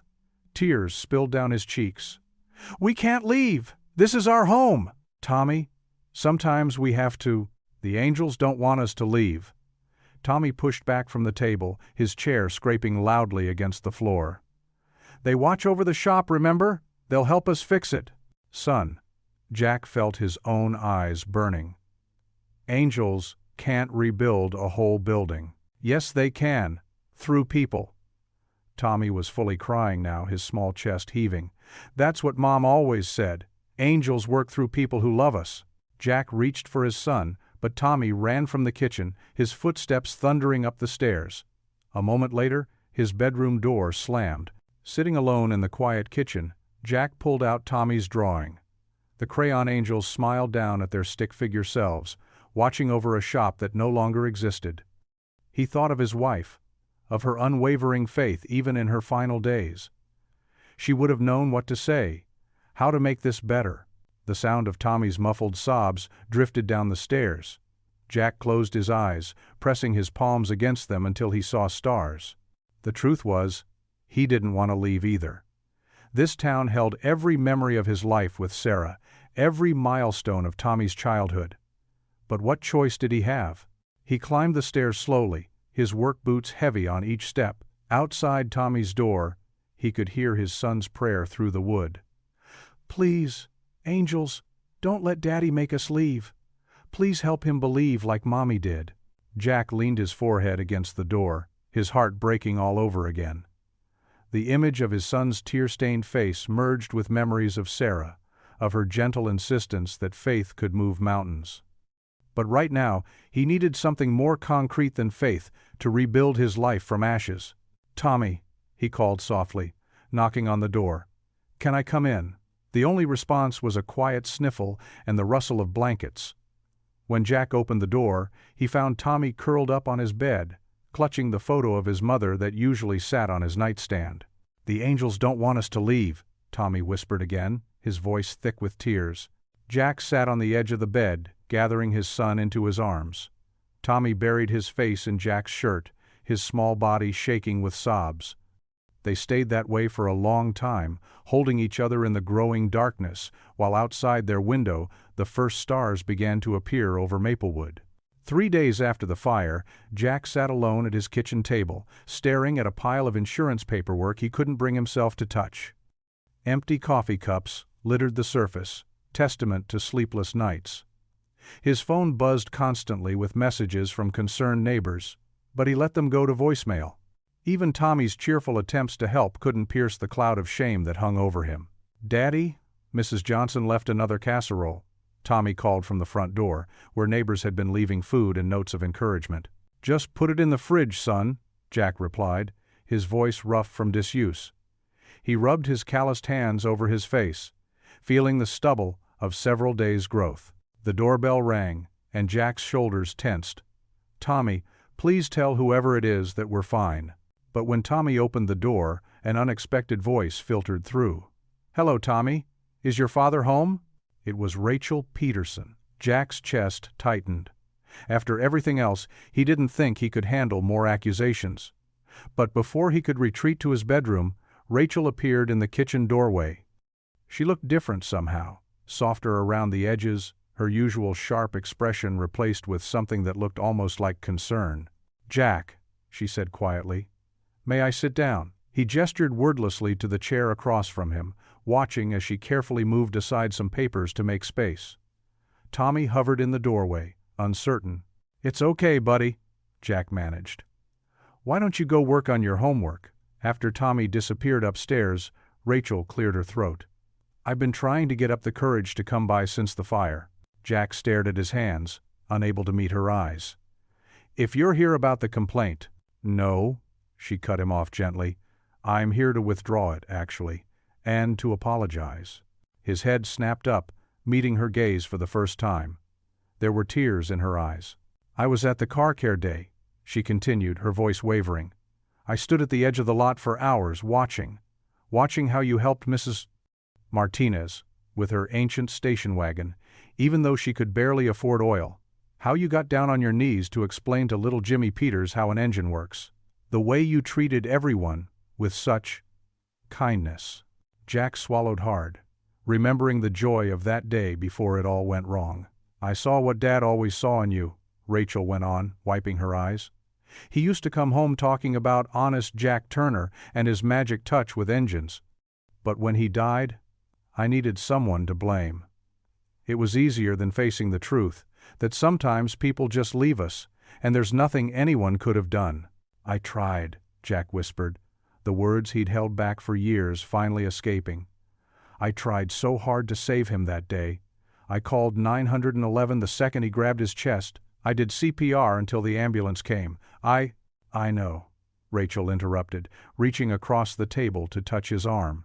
"Mom told me everything, years ago, but I couldn't hear it then. I was too angry, too hurt. Watching you with all those people at the car care day, it broke something loose in me. Made me see how wrong I've been." Jack's vision blurred as tears filled his eyes. "Your father was a good man. He was telling me about your college graduation when it happened. He was so proud of you." Rachel's shoulders shook as she began to cry in earnest. "I'm so sorry, Jack. For the rumors, the complaint, everything. I've been carrying this anger around like a shield, but it wasn't protecting me, it was poisoning me. And now, seeing your shop destroyed, I feel horrible for adding to your burdens." "The shop." Jack's voice cracked. He gestured helplessly at the insurance papers. "I don't know how to come back from this. The insurance won't cover everything, and with the new corporate place in town. The town needs you, Jack. Those people at Fast Fix, they don't know our community. They don't stay late to help single moms with emergency repairs, or teach kids about cars, or pray with widows who bring in their husbands' old trucks." Jack wiped his eyes with the back of his hand, feeling something shift inside him. The weight of Rachel's blame, which he'd carried for so long, began to lift. "Dad's Bible survived the fire," Rachel said suddenly. "Mom told me she gave it to you. She said it was meant to be here." Jack nodded toward the shelf where the slightly smoke-damaged Bible sat. "Tommy and I have been reading it together." "Maybe," Rachel hesitated. "Maybe that's not the only thing that survived. Your spirit, your kindness, the fire couldn't touch those, and those are what this town really needs." They sat in silence for a moment, the weight of forgiveness filling the room. Finally, Rachel stood up. "I should go. But Jack, I'm going to make this right. Somehow." As she walked to the door, Tommy came bounding down the stairs. "Are you friends with my daddy now?" he asked innocently. Rachel knelt down to his level, smiling through her tears. "Yes, Tommy, I think I finally am." After she left, Jack remained at the table, letting the tears flow freely now. Years of guilt, shame, and burden seemed to pour out of him. Tommy climbed into his lap, wrapping small arms around his neck. "Daddy, are you sad?" Jack hugged his son close, thinking about Rachel's words, about forgiveness, about the possibility of beginning again. "No, buddy, sometimes people cry when something heavy finally gets lifted off their heart." "Like when angels help?" Tommy asked. Jack looked at his son, then at the Bible on the shelf, then at the insurance papers that suddenly didn't seem quite so overwhelming. The path forward was still unclear, but for the first time since the fire, he felt something stir in his chest that felt almost like hope. "Maybe you're right about those angels, son," he whispered. "Maybe you've been right all along." The afternoon sun cast long shadows through the kitchen window as Jack pushed away another stack of insurance forms. His calloused hands trembled slightly as he reached for his coffee cup, only to find it empty again. The quiet house felt like it was closing in on him, filled with memories of better days. Tommy's soft footsteps padded down the hallway. In his small arms, he carried Margaret Peterson's old Bible, its worn leather cover catching the sunlight. He approached his father with that unwavering trust that only children seem capable of maintaining in the darkest times. "Daddy," Tommy said, his voice gentle but determined, "maybe the angels want you to read it again." He placed the Bible carefully on the table, pushing aside some of the scattered papers. Jack's throat tightened. "Tommy, I don't know if—" "Please?" Tommy climbed onto the chair next to his father. "Remember how it made you smile before?" Jack looked at his son's hopeful face, those innocent eyes that somehow saw past all the wreckage to something deeper. With a heavy sigh, he pulled the Bible closer. The familiar smell of old leather and paper filled his nose as he opened it. Tommy scooted his chair closer, leaning against his father's arm. "Can we read the part about building things again?" Jack flipped through the pages, remembering the verse Tommy had pointed out just days ago. His fingers stopped at the book of Haggai. "The glory of this present house will be greater than the glory of the former house, says the Lord Almighty. And in this place I will grant peace." Tommy's small hand rested on the page. "See? God builds things better when they fall down." Jack's vision blurred slightly. He turned to another page, where a bookmark had been left, probably by Mr. Peterson himself, years ago. The words seemed to leap off the page. "Those who sow with tears will reap with songs of joy." "What does sow mean?" Tommy asked, squinting at the unfamiliar word. "It means to plant seeds," Jack explained, his voice rough. "Like when we planted those tomatoes last spring." Tommy's face lit up with understanding. "Oh, so even if you're crying while you plant stuff, good things still grow?" He looked up at his father. "Like how you're sad now, but maybe something good will grow from it." Jack felt something shift inside his chest, not quite hope, but perhaps its earliest stirring. He continued reading, finding verses about restoration and rebuilding that seemed to speak directly to his situation. Tommy listened intently, occasionally asking questions that cut straight to the heart of things, the way only children can. They came across a passage from Isaiah. "They will rebuild the ancient ruins and restore the places long devastated. They will renew the ruined cities that have been devastated for generations." "That's like your shop, Daddy," Tommy said earnestly. "We can make it new again." Jack's hand trembled as he turned another page. The Bible fell open to a familiar psalm. "The Lord is close to the brokenhearted and saves those who are crushed in spirit." Tommy placed his small hand over his father's. "I think that means God's extra close to us right now, 'cause we're really sad." Jack had to take a deep breath to steady himself. Here was his 8-year-old son, offering wisdom that somehow made more sense than all the adult conversations he'd been avoiding. They read for another hour as the sun slowly set, casting orange light across the kitchen walls. Tommy's head grew heavy against Jack's arm, but he insisted they keep reading. They found stories of people who lost everything, but found strength to rebuild: Job, Ruth, Nehemiah.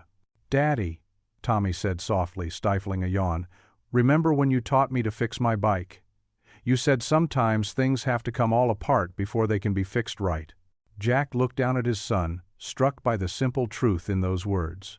He remembered that day clearly. Tommy's chain had completely tangled, and they'd had to take the whole thing apart to fix it properly. "And remember how my bike worked, even better after?" Tommy continued, his eyes bright with conviction. "Maybe the shop will be like that too." Jack felt something warm and familiar, stirring in his chest, something he thought he'd lost in the flames.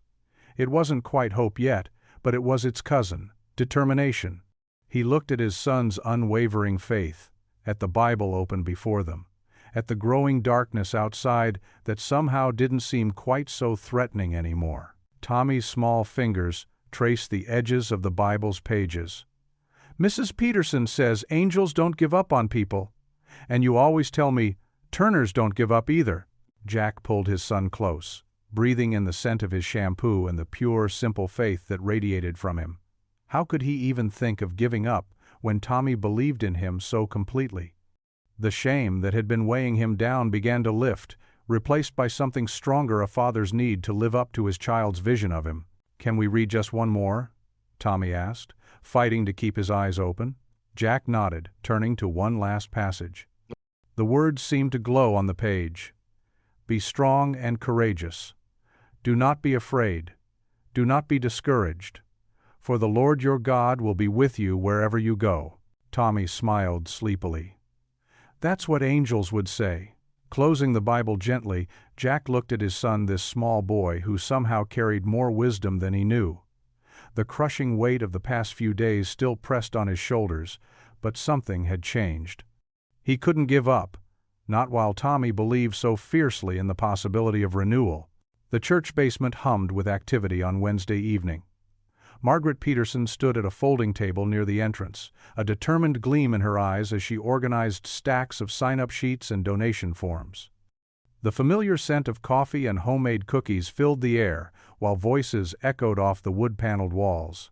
"We need to make this work," Margaret announced to the growing crowd, her voice carrying the quiet authority that came from years of leading church committees. "Jack Turner has helped every single one of us at some point." People nodded in agreement.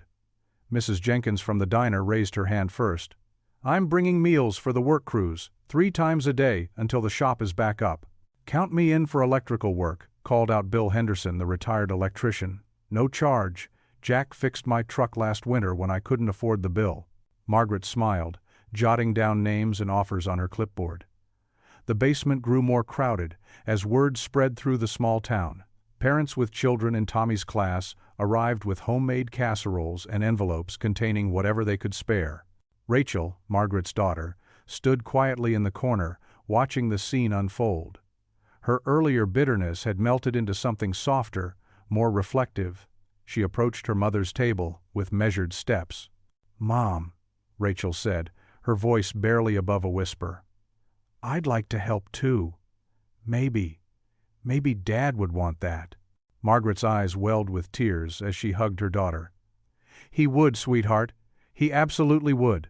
The door creaked open again and Tommy burst in, pulling a hesitant Jack by the hand. "See, Daddy? I told you something was happening at church."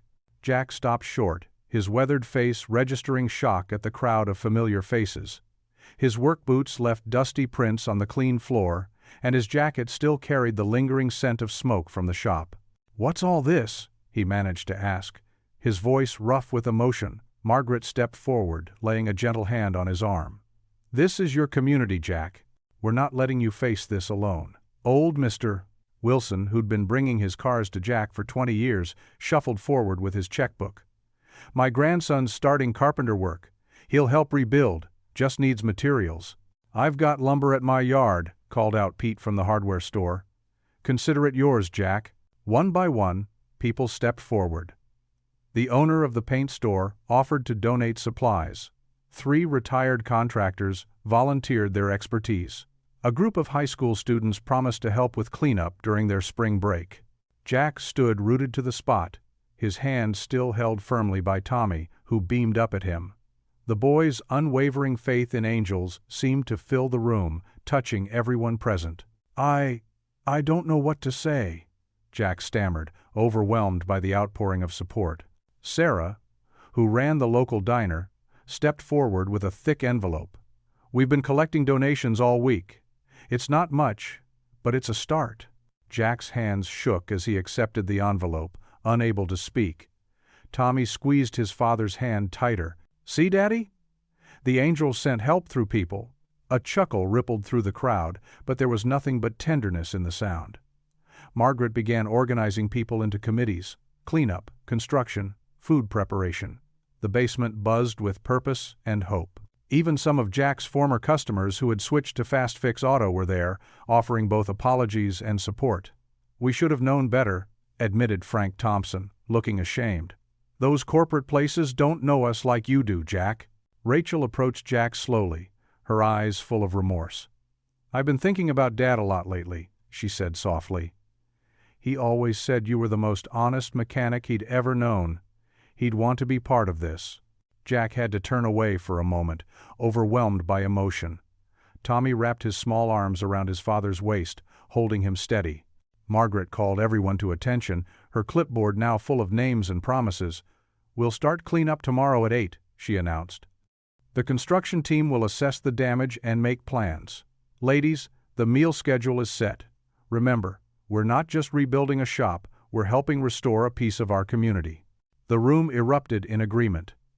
Jack found himself surrounded by neighbors, offering hugs, handshakes, and words of encouragement. Each gesture, each promise of help, broke through another layer of his defenses. Finally, when he could contain it no longer, Jack's eyes filled with tears. "Thank you," he managed to say, his voice breaking. "All of you, thank you." Margaret smiled knowingly. "Sometimes angels work through helping hands and caring hearts, Jack. You taught us that yourself, even if you didn't know it." Tommy tugged at his father's jacket. "Are you crying happy tears, Daddy?" Jack nodded, wiping his eyes with the back of his hand. "Yes, son, these are definitely happy tears." The gathering continued around them, but Jack stood still, letting the reality of this support sink in. His community hadn't abandoned him. Instead, they had rallied around him with a force he never expected, offering not just physical help, but also the precious gifts of hope and belonging. As the evening drew to a close, people began to leave, each stopping to pat Jack's shoulder or offer a word of encouragement. He accepted their support with humble gratitude, his earlier despair transformed into cautious hope. Margaret approached him one last time, her eyes twinkling. "You know, Jack, sometimes it takes a crisis to remind us we're not alone." Tommy was right about those angels. They've been here all along, wearing work boots and carrying casseroles. Jack laughed softly through his tears, holding Tommy close. The weight of isolation he'd carried, since the fire began to lift, replaced by the warm embrace of community love and support. The sun had barely peeked over the horizon when the first trucks pulled into Jack's shop parking lot. The morning air was crisp, carrying the lingering scent of ash and char from the burned building. Jack stood quietly, his worn work gloves in his hands, watching as one by one his neighbors arrived. Tommy bounced on his toes beside him, wearing a too-big yellow hard hat that someone had brought specially for him. "Look, Daddy, Mr. Johnson brought his big truck." Sure enough, Bill Johnson's construction dump truck rumbled up, followed by at least a dozen other vehicles. People spilled out carrying work gloves, shovels, wheelbarrows, and determination in their eyes. Margaret stepped out of her car, a box of fresh donuts balanced in her arms. "Thought we might need some fuel for the work ahead," she said with a warm smile. Jack's throat tightened. "You all didn't have to. Now don't you start," Betty Williams cut in, her silver hair tucked under a bandana. "We're here because we want to be." The group grew larger by the minute. There was Tom from the hardware store, Sarah who ran the diner, and even Pastor Mike in old jeans and work boots. Rachel, Margaret's daughter, stood awkwardly at the edge of the group until Tommy ran over and grabbed her hand. "You can help me pick up the small stuff," he declared, pulling her toward a pile of debris. Jack watched as Rachel's face softened, and she allowed herself to be led by the enthusiastic 8-year-old. The sight made his chest ache with gratitude. Bill Johnson took charge naturally, having run his construction company for 30 years. "All right, folks, let's work smart and safe. Heavy stuff goes in the dump truck. Salvageable materials to the right, trash to the left. Watch for nails and sharp edges." The group spread out across the burned shop site. The sound of work filled the air, scraping shovels, rattling wheelbarrows, the occasional grunt of effort. Jack worked alongside them, moving from task to task, his heart growing fuller with each passing moment. Tommy proved to be an excellent supervisor, darting between groups with water bottles and encouragement. "You're doing great," he'd call out, or, "Daddy, look what we found." He treated each discovery, whether a surviving tool or a broken piece of concrete, like buried treasure. By mid-morning, the pile of debris had noticeably shrunk. Margaret organized breaks, making sure everyone stayed hydrated and fed. The mood, despite the hard work, remained light. Stories flowed as freely as the coffee. Tales of cars Jack had fixed, times he'd helped someone stranded on the road, moments of kindness that had meant more than he'd known. "Remember when you fixed my daughter's car at midnight before her college interview?" Sarah called out as she hauled a wheelbarrow. "Wouldn't take a dime for it either." "Or that Christmas Eve when my truck broke down with all the presents inside," Tom added. "Jack here came out in the snow to get me going." Each story seemed to energize the volunteers more. Even Rachel joined in, quietly sharing how her father had always spoken highly of Jack's integrity. "Dad used to say he was the only mechanic he trusted completely," she said, her eyes meeting Jack's with understanding. Around noon, Bill's dump truck was nearly full. The site was transforming. Where chaos had reigned, order was emerging. The foundation began to show through, scarred but solid. Tommy worked tirelessly alongside everyone, his yellow hard hat slightly askew. He chatted with the volunteers, asking questions and sharing his own observations. The angels must be happy seeing everyone help, he declared to no one in particular, making several workers smile and nod. Jack paused in his work, wiping sweat from his forehead with his sleeve. He watched his son, this bright spirit who seemed to bring light wherever he went. Tommy caught his eye and waved enthusiastically, then went back to carefully picking up smaller pieces of debris with Rachel. The afternoon sun beat down, but no one complained. More neighbors arrived throughout the day, bringing fresh energy and helping hands. Some couldn't stay long, but they contributed what time they could. Each person's effort, no matter how small, added to the greater whole. As the day wore on, the transformation became more apparent. What had seemed an overwhelming task that morning now looked manageable. The burned remnants of Jack's old shop were mostly cleared away, revealing the concrete foundation underneath. Bill walked over to Jack, who was taking a short water break. "Foundation looks good," he said, studying the exposed concrete. "Solid. Some minor repairs needed, but nothing major. You've got good bones to build on here, Jack." Jack nodded, unable to speak for a moment. He looked at the cleared space, remembering the shop that had stood there for so many years, but instead of the crushing grief he'd expected, he felt something different. Possibility. Tommy appeared at his side, his face smudged with dirt but beaming. "We did good, didn't we, Daddy?" Jack pulled his son close, overwhelmed by the day's events. Around them, people were still working, talking, laughing. The sound of community filled the air, drowning out the echoes of loss. Margaret approached with Rachel beside her. Both women looked tired but satisfied. "It's amazing what many hands can do," Margaret said softly. Jack looked at the cleared foundation stretching before him. The setting sun cast long shadows across the concrete, but they didn't seem as dark as before. In the empty space, he could see something new taking shape, not just in his mind, but in his heart. The late afternoon sun cast long shadows across the cleared foundation of Jack's shop. Jack and Tommy sat on a stack of fresh lumber, sharing a sandwich when Rachel's blue sedan pulled into the gravel lot. She stepped out slowly, carrying something heavy wrapped in an old blanket. Jack tensed slightly, but Tommy waved enthusiastically. "Hi, Miss Peterson!" His cheerful greeting seemed to ease the tension in Rachel's shoulders as she approached. "I've been cleaning out Mom's garage," Rachel said, her voice softer than Jack had ever heard it. She shifted the weight in her arms, found something that, well, I think it belongs here. Jack stood, wiping his hands on his jeans. Rachel carefully set the bundle down on a nearby workbench and pulled back the blanket. There, gleaming with decades of care, was a weathered red toolbox. Jack recognized it immediately. He'd watched Mr. Peterson use those tools countless times while they worked side by side.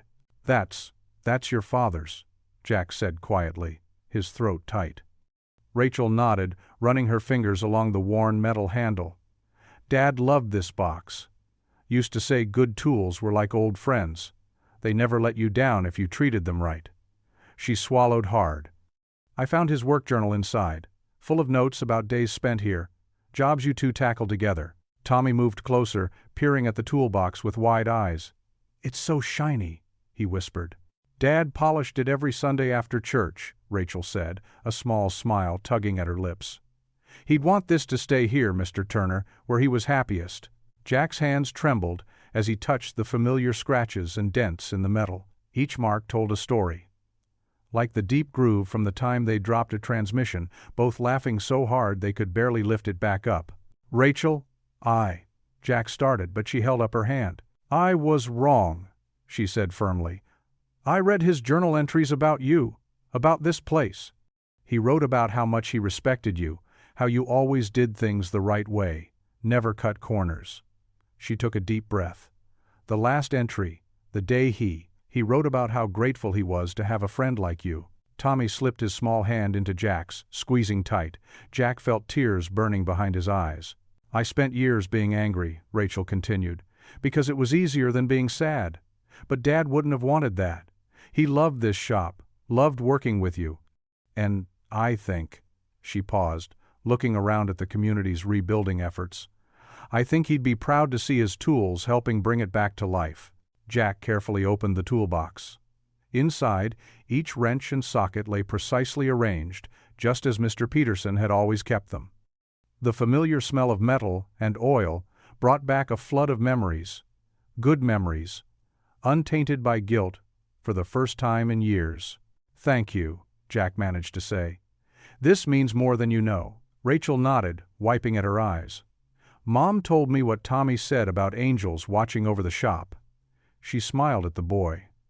Dad would have liked that thought. Tommy beamed. They watch everybody, he said with absolute certainty. Even when we can't see them. Rachel knelt down to Tommy's level. You know what? I think you're right. She stood and faced Jack again. I filed to withdraw the complaint yesterday, and I'd like to help with the rebuild, if you'll let me. Jack felt something heavy lift from his shoulders. A weight he'd carried for so long he'd almost forgotten it was there. We'd like that, he said. Your father would like that too. They spent the next hour going through the toolbox together, Rachel sharing stories about her dad that made them all laugh. As the sun began to set, she helped them cover the construction materials with tarps, promising to return the next day. After Rachel left, Jack and Tommy sat on the tailgate of Jack's truck, sharing a bottle of water and watching the sky turn pink and gold. The foundation of the new shop stretched before them, full of possibility rather than loss. "Daddy?" Tommy asked, swinging his legs. "Yeah, buddy? Did you see how the sun made Mr. Peterson's toolbox shine?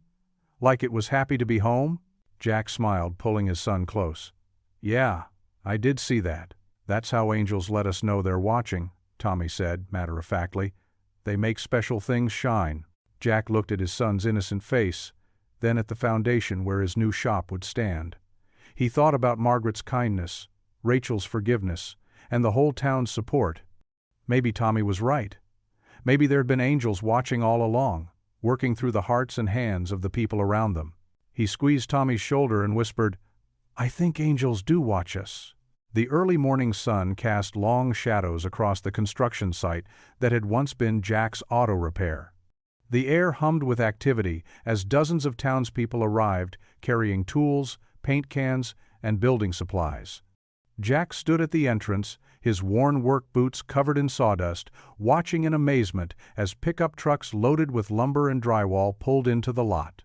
"Morning, Jack," called Bill Matthews, the local hardware store owner, climbing down from his truck. "Got those special order windows you needed. The whole crew from the lumber yard is right behind me." Tommy bounced excitedly beside his father, clutching a paper with his carefully drawn design for the new shop. "Can I show them where everything goes, Dad?" Jack ruffled his son's hair, his throat tight with emotion. "Sure thing, buddy. You're our official project manager today." Margaret arrived with a large coffee dispenser and boxes of donuts, setting up a makeshift refreshment station on a folding table. "Can't build on empty stomachs," she said with a warm smile. The transformation was already well underway. New framework stood tall against the sky, marking where walls would soon rise. The foundation had been carefully repaired, and fresh concrete gleamed in patches where they'd reinforced the floor. What had seemed impossible just weeks ago was taking shape through the hands of neighbors and friends. "Jack," Rachel Peterson's voice carried across the lot. She approached carrying several paintbrushes and rollers. "I brought the supplies for Tommy's mural. Where should I put them?" "Over by the west wall," Jack directed, still adjusting to Rachel's newfound friendship. "That's where Tommy wants to paint it." The work proceeded with the organized chaos of many helping hands. Electricians rewired overhead lights, while carpenters measured and cut boards for the new office space. The air filled with the sounds of hammering, drill motors, and friendly conversation. "Remember when your dad helped me fix my first car right here?" Bill asked Rachel, as they worked together hanging drywall. "Must have been 20 years ago," Rachel nodded, her eyes soft with memory. "He loved this place. Said it wasn't just about fixing cars, it was about fixing people's days, making their lives a little better." Jack overheard as he passed with an armload of supplies. The words settled in his heart, reminding him of all the conversations shared over open hoods and repair manuals through the years. Tommy darted between the workers, offering water bottles and gathering dropped nails with careful attention. He stopped occasionally to study his mural design, making small adjustments with his pencil. "Ready to start painting, sport?" Jack asked during their lunch break. They sat together on sawhorses, sharing sandwiches Margaret had brought. "Almost," Tommy replied, his face serious. "I want to get the angel just right. Mrs. Peterson's helping me with the wings." The afternoon brought more progress. Fresh paint brightened the new walls, tool racks found their places, and the massive garage doors were carefully rehung. Jack worked alongside everyone, his heart full at each small victory. "Look what I found in storage," Margaret called out, wheeling in Jack's old workbench. Though scratched and worn, it had survived the fire. "Thought this needed to come home." Jack ran his hand along the familiar surface, remembering all the repairs made here, all the lessons taught to Tommy while he perched on its edge. "Thank you," he managed, his voice rough with emotion. As the day began to wind down, Rachel and Tommy gathered their painting supplies. The west wall had been prepared with a clean white base coat, ready for their artwork. "Now remember," Rachel instructed, helping Tommy pour paint into trays. "We'll start with the background first, then add the details." Tommy nodded seriously, clutching his brush. "The angel needs to look just like the ones Daddy says Mommy used to talk about." Jack paused in his work, watching as his son carefully began to paint. The image slowly took shape. A mechanic bent over an engine, a small boy nearby, and above them both, a guardian angel with outstretched wings. The figures were simple, painted with a child's hand, but filled with unmistakable love. Other workers stopped to watch, offering encouraging words as Tommy worked. Rachel guided his brushstrokes here and there, helping him blend colors and add shadows that brought the scene to life. "The angel's watching over them," Tommy explained to anyone who asked, "just like they watch over us in the shop." As the sun began to set, the mural was finally complete. Tommy stood back, paint splattered across his clothes, beaming with pride. The simple scene seemed to glow in the evening light, a testament to faith and new beginnings. "It's perfect," Jack said softly, pulling his son close. The painted figures seemed to capture everything: loss and hope, protection and love, the bond between father and son. Workers began packing up their tools, promising to return tomorrow. The shop was nearly ready to reopen, transformed by community effort into something even better than before. But it was Tommy's mural that truly marked the space as home again. Rachel stepped back to admire their work, her hand resting briefly on Jack's shoulder. "Dad would have loved this," she said quietly. "He always said angels watched over honest work." The painted angel seemed to smile down at them all, its wings spread wide over the scene below, a permanent reminder of protection and grace. As the day's helpers departed, Jack and Tommy stood together, looking up at their shop's new centerpiece. "Did I get it right, Daddy?" Tommy asked, leaning against his father's side. "Does it look like the angels you think about?" Jack hugged his son close, overcome with gratitude for this child's unwavering faith. The mural wasn't just paint on a wall, it was their story, their hope, their future. "Yeah, buddy," he whispered, "you got it exactly right." The morning sun streamed through the newly installed windows of Jack's auto repair shop, casting warm patches of light across the freshly painted concrete floor. The air carried the crisp scent of sawdust and fresh paint, mixed with the familiar traces of motor oil that had already begun to make the space feel like home again. Jack stood in the center of the main work bay, his calloused hands resting on his hips as he took in the transformation around him. Where charred ruins had stood just weeks ago, sturdy walls now rose proudly. The roof overhead was solid and new, the electrical system completely updated. Everything sparkled with possibility. "It's something else, isn't it?" Margaret's gentle voice carried from the entrance. She walked in slowly, her eyes bright with unshed tears as she surveyed the space. Rachel followed close behind, her usual defensive posture notably absent. "Sure is," Jack replied, his voice thick with emotion. "Never thought I'd see it like this again." Tommy darted past them, racing to the far wall where his mural of the watchful angel stood proudly. The paint had dried days ago, but he still checked on it every morning, making sure his creation remained perfect. The angel's wings spread wide over the depicted figures of a mechanic and a small boy, their faces turned upward in wonder. "You know," Rachel said softly, moving to stand beside Jack, "Dad would have loved this. He always said your shop was more than just a place to fix cars." Jack nodded, remembering countless conversations with Mr. Peterson, the easy laughter they'd shared.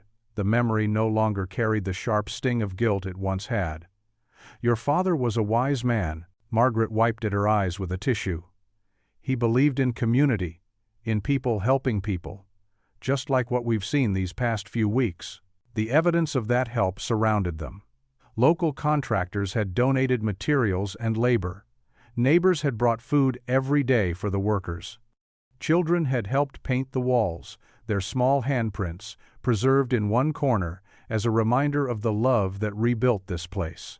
"Mom," Rachel said suddenly, turning to Margaret, "I'm sorry I let my anger keep us apart for so long. Dad wouldn't have wanted that." Margaret's face softened as she reached for her daughter. "Oh, sweetheart." The two women embraced, their hugs speaking volumes about years of pain finally beginning to heal. Jack watched them, his own heart full. The fire that had nearly destroyed everything had somehow sparked something greater, a renewal, not just of his shop, but of broken relationships and forgotten faith. Tommy tugged at his father's sleeve. "Daddy, look!" He pointed to where a shaft of sunlight had caught the angel mural just right, making it seem to glow. "The angels are smiling." "They sure are, buddy," Jack agreed, ruffling his son's hair. He remembered Tommy's unwavering faith throughout their ordeal, how his simple trust had helped Jack hold on when giving up seemed easier. Rachel moved to examine the mural more closely. "Tommy, you've got quite a talent," she said, genuine warmth in her voice. "The angel looks so peaceful." "That's 'cause angels are always peaceful," Tommy explained with the certainty only a child could muster. "Even when bad things happen, they stay peaceful 'cause they know God's got a plan." Margaret smiled through her tears. "Out of the mouths of babes," she whispered. Jack walked over to the newly installed tool chest, running his hand along its smooth surface. Inside, Mr. W. Peterson's old tools nestled among his own, a tangible reminder of how the past and present had merged into something beautiful. "You know," he said, turning back to face Margaret and Rachel, "I spent so many years carrying guilt about your husband, your father, thinking I should have done more, should have known somehow." He paused, gathering his thoughts. "But now I see that even in loss, God was working. He brought us all back together, stronger than before." Rachel nodded, her eyes glistening. "The night of the fire, when I saw how everyone rushed to help, how you made sure every single person was safe before thinking of yourself, I finally understood what Mom had been trying to tell me all along. Dad's death wasn't your fault. It was just his time. And now, look at this place," Margaret added, gesturing around the shop, "rising from the ashes, more beautiful than ever, just like our hearts." Tommy had been listening intently. He grabbed Jack's hand and squeezed it tight. "See, Daddy? The angels knew all along." Jack looked up at the ceiling, then around at the faces of those gathered. Margaret's gentle wisdom, Rachel's hard-won peace, Tommy's pure faith. His heart swelled with gratitude so intense it brought tears to his eyes. Sunlight continued to pour through the windows, warming the space that had once been cold with loss and guilt. In that moment, Jack felt closer to God than he had in years. The shop wasn't just a building anymore, it was a testament to the power of forgiveness, community, and unwavering faith. He closed his eyes briefly, offering a silent prayer of thanks. For turning his despair into hope, for bringing healing to broken hearts, for showing him that even in the darkest moments, light would always find a way to break through.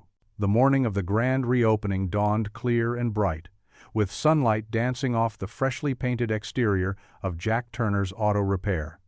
The parking lot, once cracked and faded, now gleamed with fresh asphalt.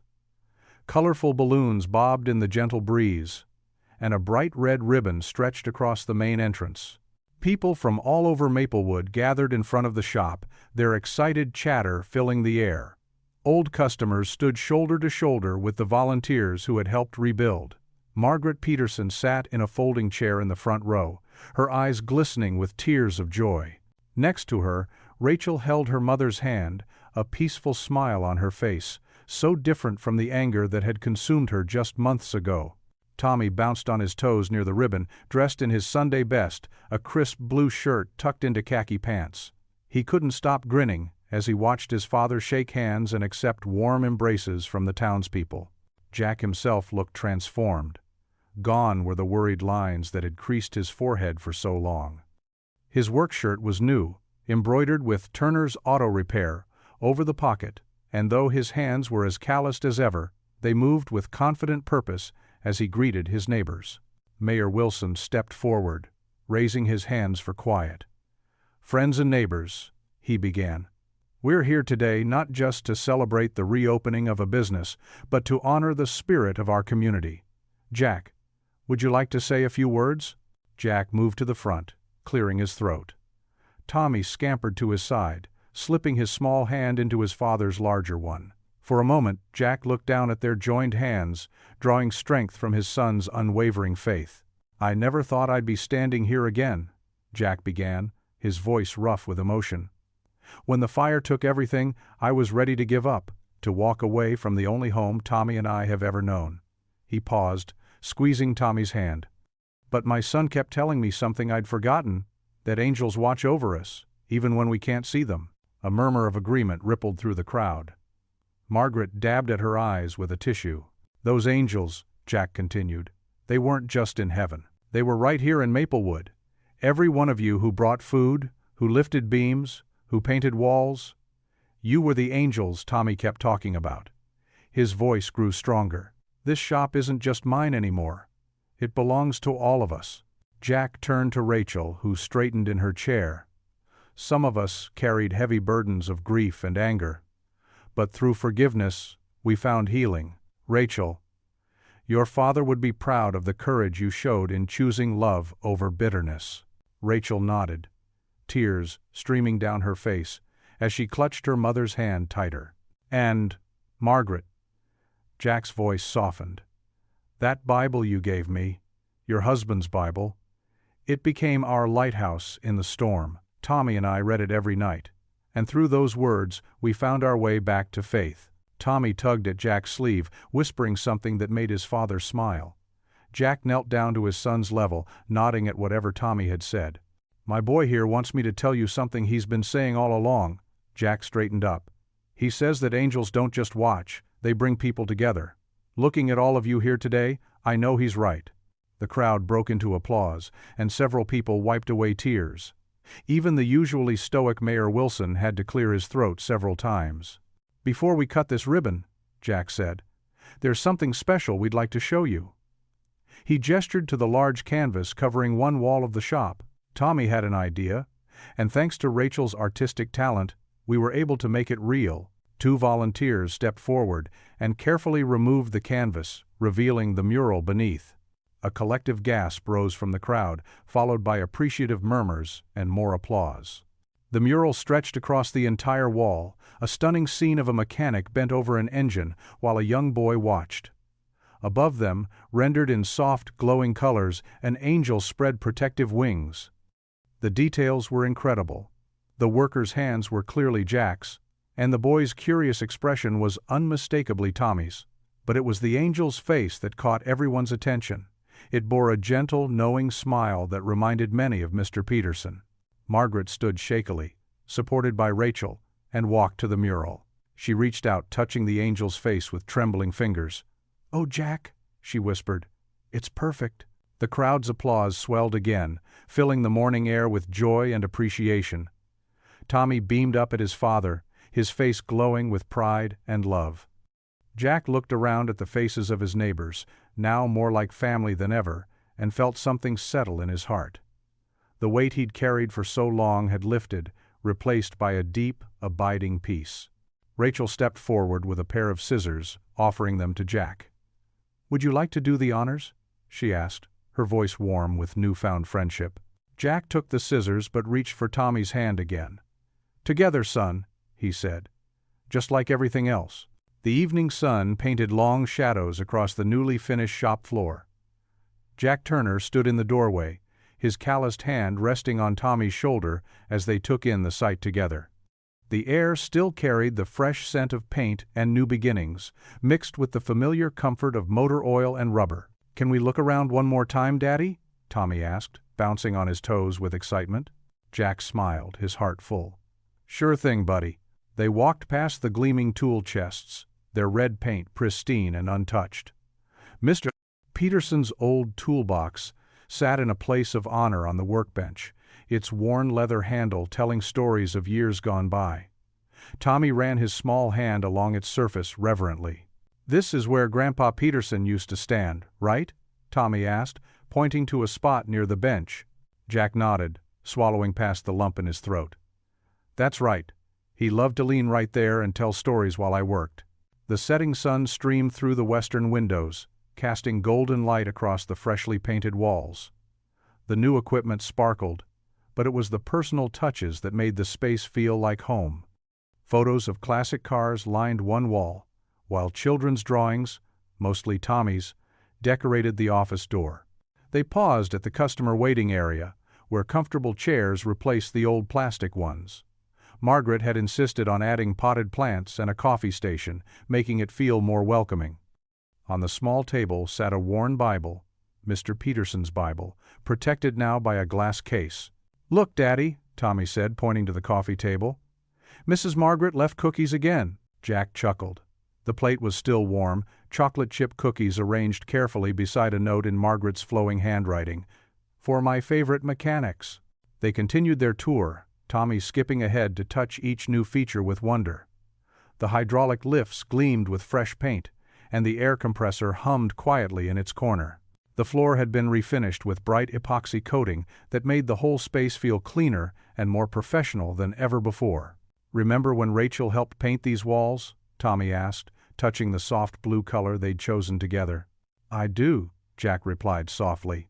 The memory of Rachel Peterson, paintbrush in hand, working alongside them still amazed him. Her forgiveness had been an unexpected gift, one that had helped heal old wounds he'd carried for too long. They reached the back wall, where the mural commanded attention. The paint was barely dry, but already it seemed like it had always been there. The angel watched over a mechanic bent under a car hood, while a small boy sat nearby on a tire swing. The details were perfect. The mechanic's worn baseball cap, the child's untied shoelace, the soft glow around the angel's wings. Tommy stood quietly, taking in the image. The sunset light streaming through the windows gave the mural an almost ethereal quality, making the angel's wings seem to shimmer. "It's like looking at a photograph of us," Tommy said thoughtfully. "Except we can't see the angel in real life." Jack squeezed his son's shoulder. "No, we can't. But that doesn't mean they're not there." They walked to the center of the shop, where the smooth concrete floor still hadn't seen its first oil stain. The space felt both familiar and new, like an old friend in fresh clothes. The walls held memories of the old shop while promising new stories to come. Tommy wandered over to his special corner, where Jack had set up a small desk for homework and drawing. A stack of paper and colored pencils waited there, along with a framed photo of Tommy's mother. Her smile seemed to approve of all the changes. "The whole town helped build this," Tommy said, his voice full of awe. "Even Mr. Johnson from the hardware store, and he doesn't even have a car." Jack laughed. "That's right. Everyone pitched in somehow. Remember Mrs. Chen bringing lunch every day for the workers? And Principal Morris helping with the electrical work," Tommy added. "And Officer Pete directing traffic when they delivered the big machines." They made their way back to the front of the shop, where the large windows offered a view of the street.